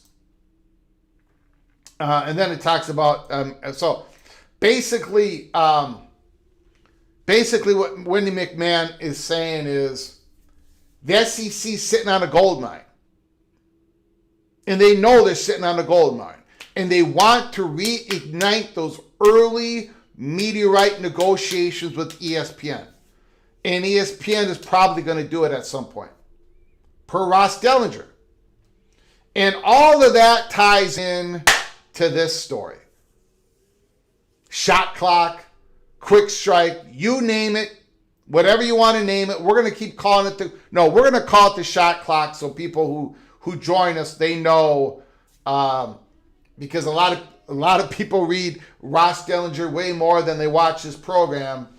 But again, we reported to you last week. All options are on the table. We don't believe anything is imminent. If I remember correctly, let me know if I'm wrong. If I remember correctly, the perception at Florida State, according to the money perch, was North Carolina State, Florida State, Miami. Oh, no, Florida State and Clemson. And they were not in any particular order. And then the Big Ten was Clemson, Florida State, Duke, and Miami. That was Florida State's perception. Those candidates, those schools, Florida State perceived those schools of having interest from those conferences in the ability to be available quickly. If this quick strike needed to happen because of this Protecting College Sports Act. Obviously, as Ross Dellinger confirmed, Ross Dellinger's article confirmed all of our reporting over the last long time. They're talking. Everybody's talking. Notre Dame is talking. Notre Dame is talking. Florida State, the whole Clemson thing, the Kevin Gusowich thing. He did not mention Duke, but Duke has been talking to everybody. Miami has had strong interest from the Big Ten for quite a while. No, it did not just happen now.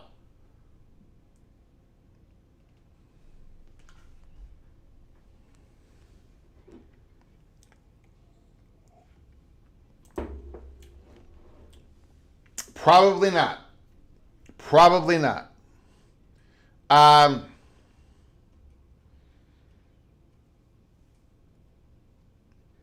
Okay.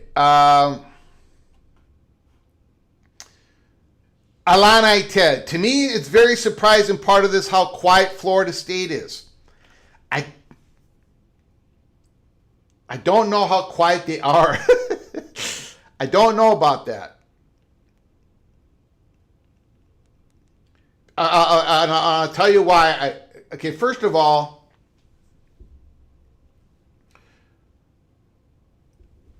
you remember the Florida State money perch. This last time he spoke, which, again, all of it is accurate. Every time he says something, he nails it. You know, that's why we keep reporting to you what he says. But previous to that, remember the last time he talked to us, and I think the Florida State money purchase. I think the Seminole fans in the chat room. I think you'll be able to confirm this. The previous time, the Florida State money perch came to us and said, "Well, we're optimistic. We're suddenly optimistic." And I reported to you as quick as I possibly could because, and then we found out a couple of days later in a War Chant article that they had a meeting, the boosters and all of them, they had a meeting with the leadership. And Michael Alford said in that meeting that the next 24 months, is critical, is most important. So again, that is why, so I don't think Florida State is being quiet.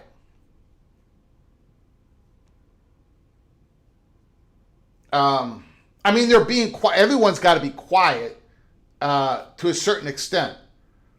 But the Florida State money perch he's getting information and he's giving it to me and I'm giving it to you. So, man, oh man. I do want, first of all, before we get to your phone calls, I do want to thank Evil Badger, Mohr After Dark, Ricky Tungate, Christopher Hooter, OPD Dunn, and Mohr After Dark once again for your incredible generosity. My goodness. This is quite the breaking news. There is a great part of me. So this is what happens. So the phone lines are open, 763-260-1333. This is what happens when there's breaking news like this. I'm happy that it's out because we knew all this to be true. And we tried to give it to you the best way we could, as quick as we could. Everything that we knew, almost everything we knew. So we're glad that it's out there. But there's this other hand. On the other hand, there is an other hand. Hold on. From Rick? Rick, can you hold on for just a second? I'm trying to explain the bittersweetness of all this. Absolutely. Thank you. But on the other hand, now that everybody knows that all this is true, it makes my job more difficult because it just does. I don't want to go through the sausage, how all this is done, but it makes it more difficult to cut the wheat from the chaff. We don't, because I'm going to get inundated with a whole bunch of stuff, and that's fine. But overall, I'm glad that this is out there. Where this goes next, I don't know. Other than Dellinger calls it the shot clock, and I think that's a good description. It all depends on how successful that thing, if it goes to the Senate. But I think the potential quick strike and the potential SEC renegotiation, I think all that is connected as well. And I know the Big Ten has all these potential plans drawn up. So it's going to get mighty. Now, I don't think we're in the hot bubble of action yet. I don't think anything's imminent yet, as we have reported. Even 2 days ago, Ross Dellinger reported it just today. But again, now we're at the part of the story where it can change quickly, where things could get.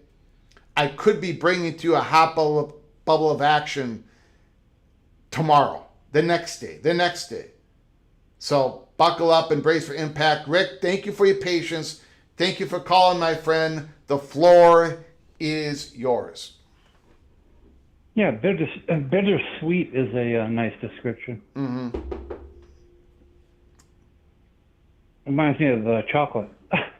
It's just going to get more difficult for me personally. But go ahead, sir. Well, yeah. You're working a couple of sides, and it's coming from a bunch of angles. First part was going to be regarding the negotiations, renegotiation of the media contracts. And to clarify, it's true that they're probably also using a hypothesis where, okay, we're the SEC, we're going to renegotiate our contract and we're going to get a whole lot more money. However, that's option A. Option B might also be, we're going to do the same thing, get a whole lot more money, but we're going to add 2 more teams. How much more money do we get for that? Yeah. And then we're going to add 4 more teams. How much more money do we get for that? And they're not only doing it with ESPN. they might be doing it with a combination of ESPN and others. Isn't that all true? Best and last. Get your tickets now for our new What is movie, going on with only this in thing? theaters. Hold on. To our last film. I have no idea what's going on. Sorry, Rick. I'm getting music coming out of here. I have no idea what's going on. I apologize, Rick. Go ahead, sir. Basically, isn't that what's going on with the negotiation? I'm sorry. Can you go back a few steps? I got all bothered by. I got music coming from somewhere. Just go back. What were you saying, sir? That the SEC is negotiating a new contract with ESPN and others. I don't think that has started yet. I'm pretty sure it hasn't. They're putting feelers out? No? I think maybe there is an agreement that they're going to do it, but the reason why I say I don't think it has started yet, because I think that would have leaked. But I could be wrong. Maybe it has started already, but I don't think it has. Well, what if it has started with an Amazon or a Netflix? Would that have leaked also? Maybe not. Because Amazon's pretty quiet, to be honest with you. Right. Yeah. Right. Well, that's kind of where maybe you're right. Yeah. So where I was kind of getting at is not only are they negotiating based on the 16 teams they currently have, they're also doing it and saying to, we'll just say Amazon, hypothetical, what about if we add 2? What about if we add 4 more teams? Then what type of contract can we get?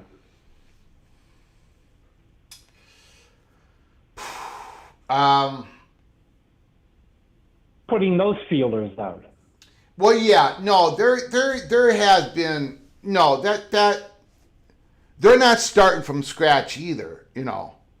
Like I'm sure the SEC has some number in mind when they renegotiate this contract, because ESPN has probably used some sort of metrics algorithm to figure out the previous numbers, and the SEC sitting there going, man, we're reaching these ad dollars, we're reaching this viewership numbers, we're reaching this type of spot. Like, they probably both know what range of number they're both going to, a certain number they're going to both get to. And then they both know certain valuations of certain programs. They've talked about this in the past. Right. They just have to dust off, and so again, this could all happen pretty quickly. And then the other part was, the other part I was going to just touch on was with regard to this congressional action.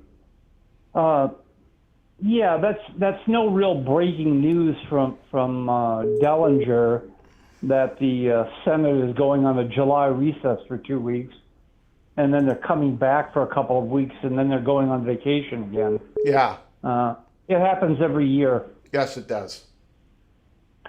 And if this does or doesn't get through, it's going to come around again. Yes, I agree with you. That's that. Yeah, yes. This is not catching the game. This is not do or die. This is do or die for this calendar year. Yes. And then the last thing is, and they won't admit it, but what Cantwell and Cruz are basically doing is saying, okay, we understand that Justice Kavanaugh has called you a cartel, you being NCAA football. Mm-hmm. And we agree you're a cartel. And we're going to give you an exemption, but it's an exemption on our terms. That's basically what they're saying.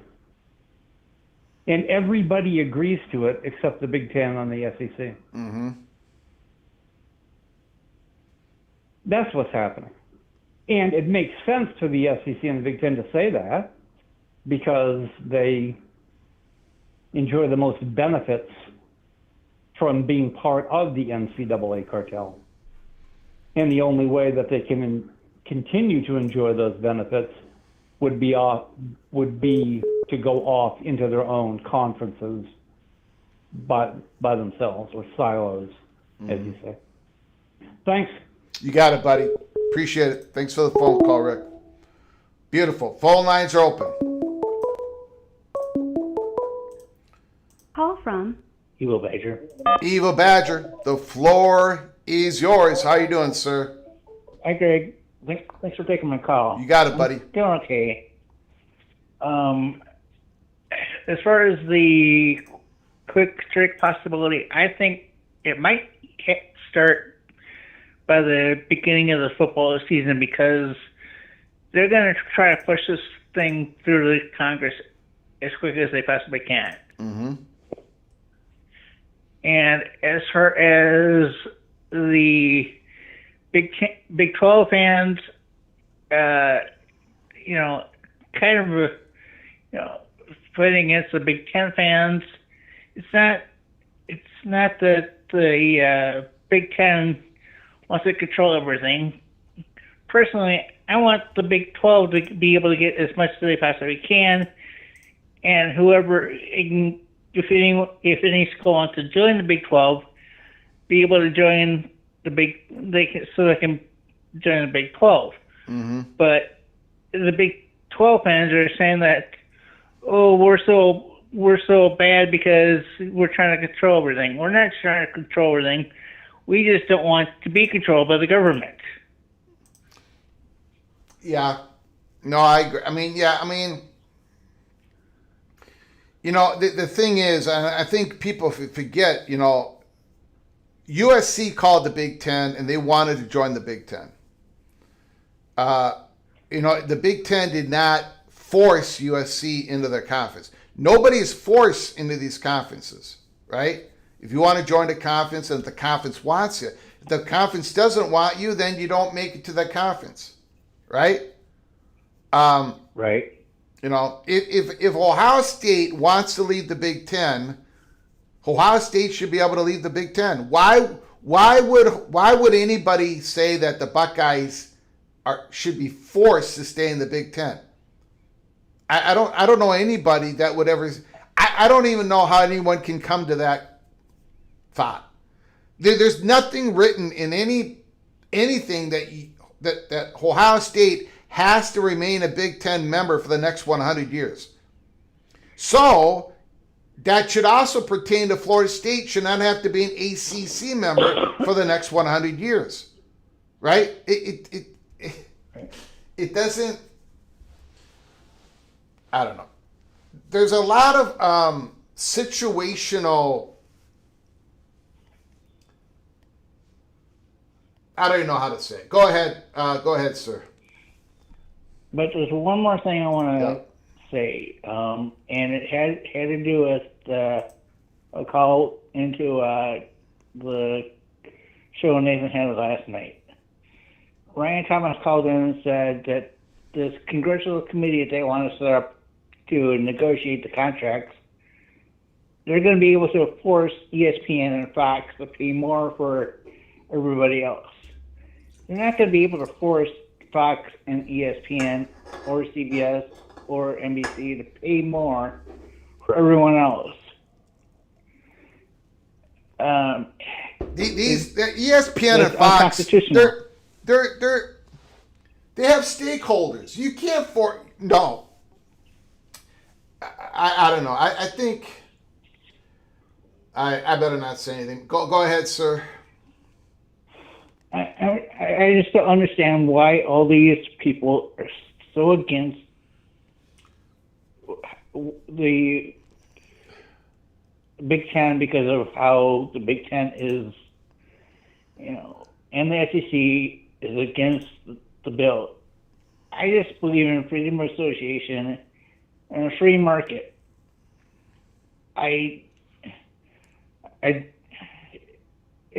If they do this to college football, they can do it to any form of entertainment or even business. And it's just a slippery slope. But that's all I got for now. Thanks for taking my call. I appreciate it. Bye. Now, as we have reported here at Peek Around the Corner, anybody who has watched our program, especially over the last couple of weeks, but over the last couple of months, but especially over the last couple of weeks, the quick strike option is now on the table. Can't remember what day we officially reported that, about 5 to 6 days ago. And now Ross Dellinger has come in with a major report today saying the same thing. From Mowing. Mowing after dark. I appreciate you calling, sir. Great reporting on this story. Everything that you have reported has been confirmed by Mr. Ross Dellinger of Yahoo Sports. Now it becomes more difficult because now that it's out there, we got to try to figure out what is the next steps that are happening, and it's going to be a very interesting next couple of weeks. Go ahead, sir. It is, Greg, and I would like to remind everybody, outside of those who followed you, how shocking it was when USC and UCLA left the Pac. Mm-hmm. Or how shocking it was when Oklahoma and Texas left the Big 12. These things do happen suddenly. So I know you're saying nothing's imminent, and I'm parroting that. I don't think anything's imminent, but it can happen quick. It can happen quick. It really can. It can be the Washington-Oregon thing closed pretty quick once they got serious about it. Well, Colorado was July 27th. Oregon and Washington was August 4th.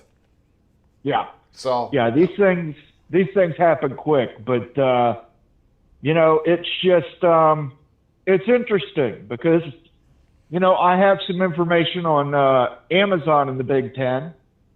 And, so I think the negotiations maybe are a lot more advanced than any of us truly realize. And that's not just between the Big Ten and Amazon, but Netflix and the SEC as well. Yeah. I'm going to do a video on it tomorrow that kind of breaks down the financials, but, this situation is very...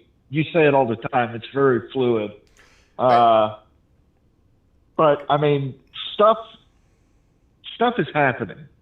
Yeah, and it's happening, and it's happening in the Big 12 as well. So you've got Yormark sitting there with his Big 12 institutions, and they have been projecting that the ACC will lose a couple of schools to the Big 10 and the ACC, and now they've also had discussions with certain universities, and now they've got to be prepared to be nimble, to be quick, and with their media partners, with Fox and ESPN, and they have certain valuations of what a school would be worth to the Big 12. So now that Ross Yormark broke the seal, so to speak, now things are really going to now everyone's going to be looking at each other.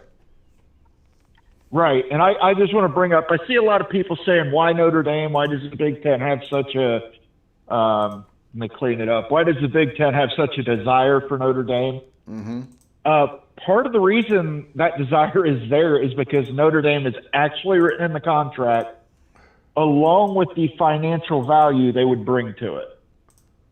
So if Notre Dame was added by the Big Ten, Notre Dame pays for itself, and it could potentially pay for a couple additions and a half share. So, I mean, a lot of people say, why is the Big Ten so focused on Notre Dame?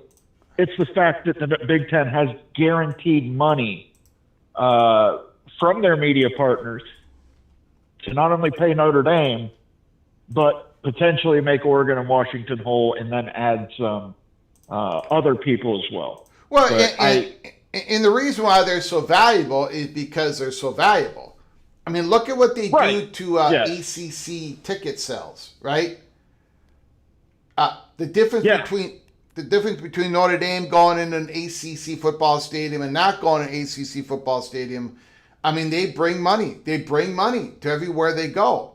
They would bring, even though the Buckeyes have all these huge ticket sales and sponsorship and donorship, and they fill up their stadium and all that. If Notre Dame played at Buckeyes once every 3 or 4 years in a Big Ten conference game, that's going to bring more ticket pressure at Columbus. You know, there's going to be more money out there. It generates more interest. It generates more money, and then you have that throughout the whole conference.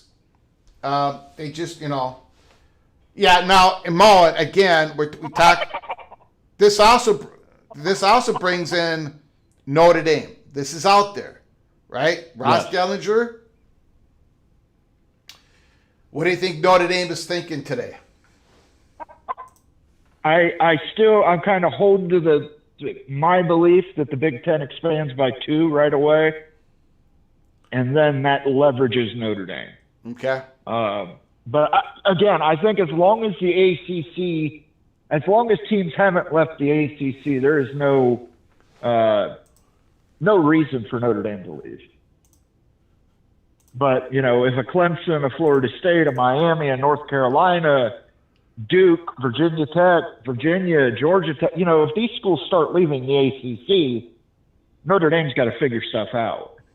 Primarily, they got to figure out where they're putting their Olympic sports, and if they want them to compete at the highest level, that would leave only the Big Ten Conference.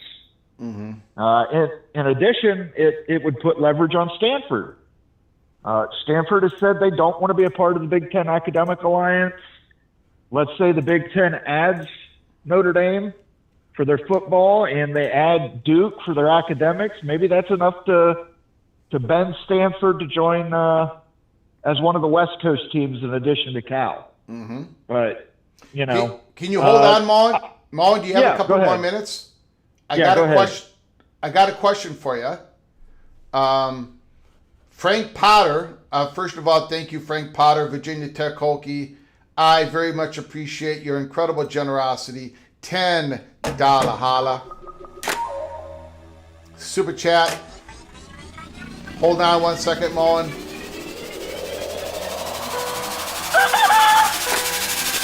We got chickens in the background of Moen, and we're talking about the Virginia Tech Hokies. Everything is coming together on this live show. Frank Potter, new Virginia Tech athletic director, is the brother of Tennessee athletic director and brother of Georgia basketball coach.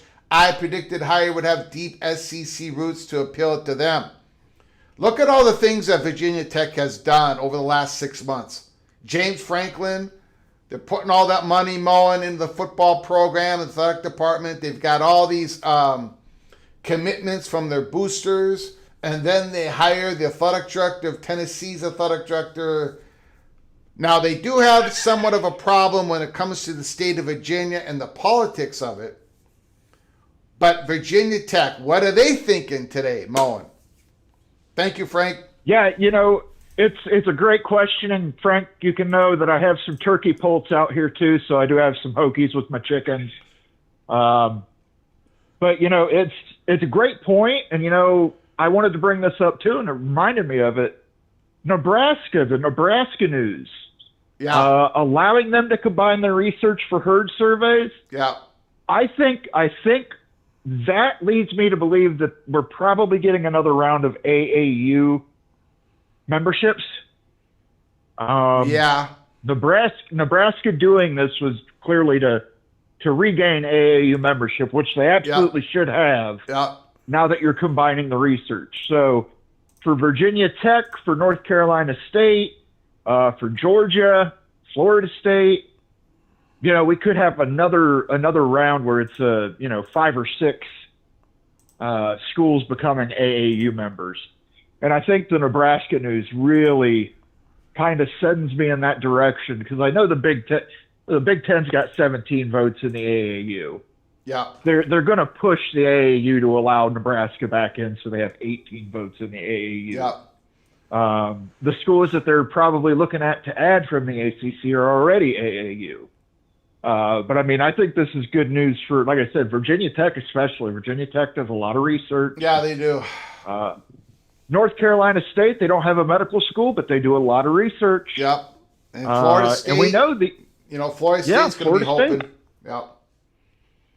But, it's like we talk about all the time. The SEC isn't looking for just brands either. They also like having that AAU accreditation. Yeah.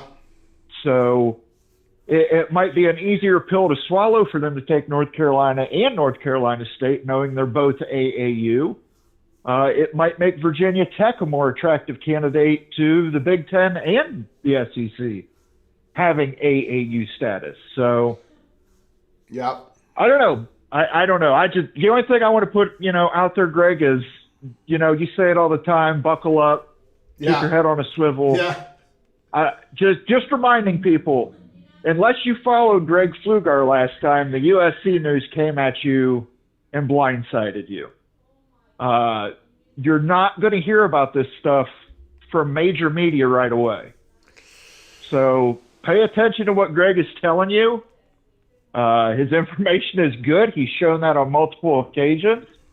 He doesn't delete his Twitter posts like some other people out there. So definitely stay tuned to Greg and stay tuned to College Football Mafia. I'll drop that video tomorrow. And, wow, just exciting times in the off-season, Greg. Yeah, it is. Yep. I appreciate it, Moen. Thank you, sir. Thank you, Greg. You got it, buddy. Bye-bye. Excellent phone call once again. Moen After Dark.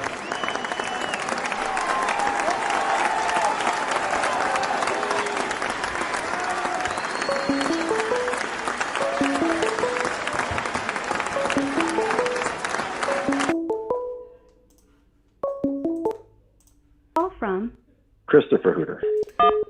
Christopher Hooter, can you hold on for just a minute, please? Yes, sir. I do appreciate it. I just gave 5 gifted memberships to Otto Raider, PJ Tarhill, M. Monk, D.W. Zhang, Fold, and Corey on Barley. All of you are gifted a membership, and you've all got the ability now to go to our library of episodes, watch all of the episodes, including members only Early P Cloak and Dagger. All of you are knighted officially. Cloak and Dagger. I also want to thank Skaven Yes, sent a gifted membership. My goodness, Skaven Yes. I did not even see that. Holy smokes. Skaven Yes gave a gifted membership to Rambling Ryan. Thank you, Skaven Yes, Rambling Ryan. You are officially Knighted Cloak and Dagger. You can go to our library of episodes, watch all the episodes. Welcome to the family, all those who were just gifted a membership. Thank you, Skaven Yes. Appreciate it so very much. Thank you, Mr. Cornhusker. Christopher Hooter, thank you for your patience. The floor is yours. Well, early in your program there, you were talking about, you took the day off, and it was the first day off, and what is it, 40 days? How long was it? It's been a long time, yeah. I got to admit, I'm like at 2 o'clock in the afternoon. Yeah. Well, where is he, right? Yeah. So anyway, but good, you took care of things. Yeah. Okay. So I've been scribbling some numbers here. I'm just thinking out loud. You're the sounding board here. All right. Yes. So we know currently in the SEC with 16 teams, Yeah. if you're going to play a 9-game schedule, the 3 permanent and 6 rotating is perfect. You play everybody twice in 4 years, and you play 3 teams every year. And in the SEC, I think that's going to be important to them, no matter how much they expand. I think they're going to need at least 3 permanent games. Now, the Big Ten wants to go to 10 conference games because they have 18 teams. And they could do a 3 and 7. I know now they're kind of goofy how they do it at 9. But I think if they went to 10 conference games, they could sit on 3 permanent and 7 rotating. and they're in a comfortable kind of position. But if we're going hard silo, then we're going to play 12 conference games. Yes. Yeah. Okay. Yeah. Okay. And if we're going 12 conference games, if you want to keep 3 permanent opponents, that means 3 and 9. That's 22 teams. That's your number. Otherwise, you're getting goofy in your scheduling, and you're not playing everybody twice every 4 years. Some people might be missed out. You might have to. You know what I mean? Those are the numbers. Or So you adjust. Or you adjust the permanent scheduling part of it. You adjust that number. Well, yes, you bring that down, but that's probably going to be pretty controversial. Yeah. Right. So Yeah. so the only way, if you go to 24, so you'll go all the way to 24. So the only way to do that is a 1-11 schedule, 1 permanent opponent. I can't see that, right? Only 1 permanent opponent. So who's Alabama going to play? They're not going to play Tennessee every year, or they're not going to play Auburn every year. So. But maybe it won't be that important to keep everything nice and clean. Like the Big Ten, there are some schools that have 3 permanent rivals. There's some schools that have 2 permanent rivals. Penn State doesn't have any permanent rivals. In other words... Yeah, but that's because they have 18 teams. But yeah, I know. But what I'm saying is maybe the Southeastern Conference doesn't no longer, when they expand, no longer obsesses about having everything nice and cut and clean. Like maybe it's going to be a little bit of honky. Maybe it's not going to be, it's not going to be balanced. It's not going to be balanced anyways. Maybe you don't worry about that too much. Maybe you just say, okay, what is the right number for our conference in the plans that we have going forward? Because the Southeastern Conference is just, they're not only looking at everything domestically, they're looking at things internationally in the next decade as well. So what are the schools that can help us with those markets? What are the, what type of students can we attract by our new additions of our conference? And the scheduling in football kind of is a lower priority. I'm just throwing that out there. Go ahead. Well, unless you went to 24, if you went back to divisions, but I don't think people want to go back to divisions. I don't think so. I don't think they do either. No. Right? I mean, if we're at North Carolina, it'd be nice to play them every now and then, and we know how that works out if you go into divisions, right? Mm-hmm. So, my money, if there's expansion, okay, if we're going to 10 conference games, I think you want to be at 18 teams. If we're going to 11 conference games, I think you want to be at 20 teams. And if you're going to 12 conference games, my money's on 22. Mm-hmm. And that's that permanent opponent. I understand you say, well, maybe the money will be so good they may not care. Mm-hmm. But I don't know. I'm thinking the 3 permanent opponents is very important in the SEC, and I can't see them going below that. But anyway, that's my 2 cents tinkering with the money. So put me down for going to 22. All right. I'll put you down. Thank you, All sir. right, man. Okay, I do declare they'll go to 22. Yeah. Well, when I see it, it will become official. Thank you, sir. Well, all right, buddy. I see. I appreciate it. Thank you. Beautiful call.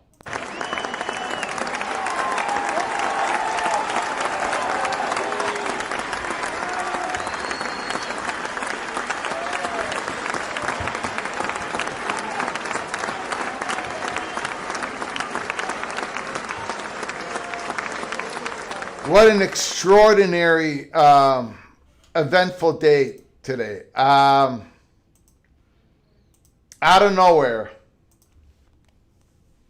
Ross Dellinger article, the shot clock is now on. The quick strike. The options.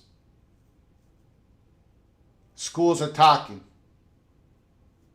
Everything that we have reported to at Peek Around the Corner, Ross Dellinger has confirmed.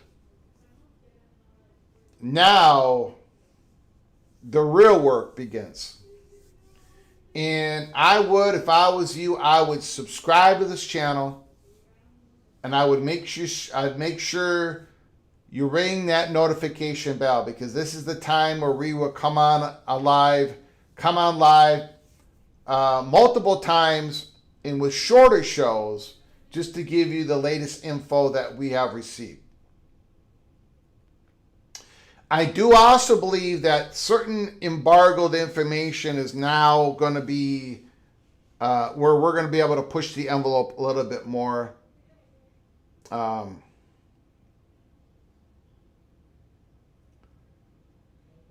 don't want to use the phrase hot bubble of action over anything. We used that phrase when we knew Colorado was meeting with the Big 12 on Sunday, May 7th. And we knew that was a very important meeting. I think the discussions are going to get more important as time goes on.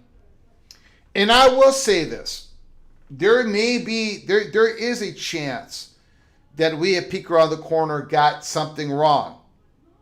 I don't think we got it wrong, but I don't think there is a wink and a nod. I don't think anything's done at this time. But maybe we're wrong. Maybe Miami did get the okay, you're in. It just depends on when and how much it costs. I don't think it happened. But the president sure sounded like, those were some bold statements coming out of university president, especially at a time when there is a bill at Washington, D.C. talking about how, expansion is going to be stopped, Wow. But we knew at Peek Around the Corner that things had starting to accelerate because of what the Florida State Money Perch told us on, I believe, June 16th, and what we were able to deliver you, the information. In Miami was on, even people at Florida State knows Miami is on the quick strike candidate list for the Big Ten. So, interesting times ahead. This is when the work truly begins. Eva Badger, Mowing After Dark, Ricky Tungate, thank you, Christopher Hooter, OBD Dunn, Mowing After Dark, Frank Patet, and Skaven Yes. Thank you for your very generous donation to help us keep the lights on and grow the channel. I appreciate it. For those who believe, for those who continue to believe that there are no, because I get all these messages. For those who believe that these talks have not been occurring, that there is not the money out there for this to happen, that the Big Ten and the SEC are not looking to expand. There is, hopefully now you understand that the SEC have strategized, they've war gamed certain scenarios out. So has the Big Ten. When and if they pull the trigger, that timetable has quickened a lot because of this Get-Well-Cruise bill. This thing is an abomination. Okay, if you like it, that's fine. But in the eyes of the Southeastern Conference, this thing is an abomination. And it could force them to move faster than they would have because they want to be able to get this done before Trump signs the bill. The SEC wants to say this school is going to be a member institution of the Southeastern Conference on a certain date out there. So, Notre Dame,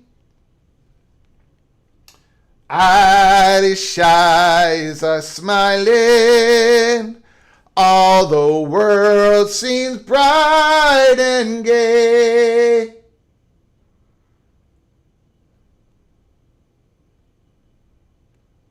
For the Irish, the walls continue to close. Buckle up, brace for impact. Make sure you are subscribed and notified. OBD done. That shot clock is an open shot at the few schools that are stuck in the mud for sure on their realignment for sure. OPD done. I know you are an LSU Tiger, but if you are a Seminole right now, if you are a Hurricane right now, if you are a Duke Blue Devil right now, if you are a rambling wreck of Georgia Tech, the Yellow Jack, the Yellow Horn, if you are a Georgia Tech, if you are North Carolina, if you are Virginia Tech, Virginia, if you are Utah, if you are Kansas, after reading what you just saw with Ross Dellinger, you know what's going to happen, right? The local reporters are going to be calling up those they're going to be doing FOIA requests. Now things are going to, I know how this works. I've been doing this for a very long time. I'm no longer alone out there. Now people are going to be coming into the space, and I'm going to be getting a lot of information, which 99% isn't not going to be accurate. So the work now begins. The work now begins.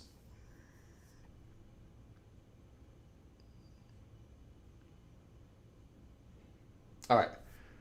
I appreciate all you. Thank you, OPD done. Thank you, guys. Until next time, from all of us at PATC to all of you, please, you all take great care of each other. And as always, God, family,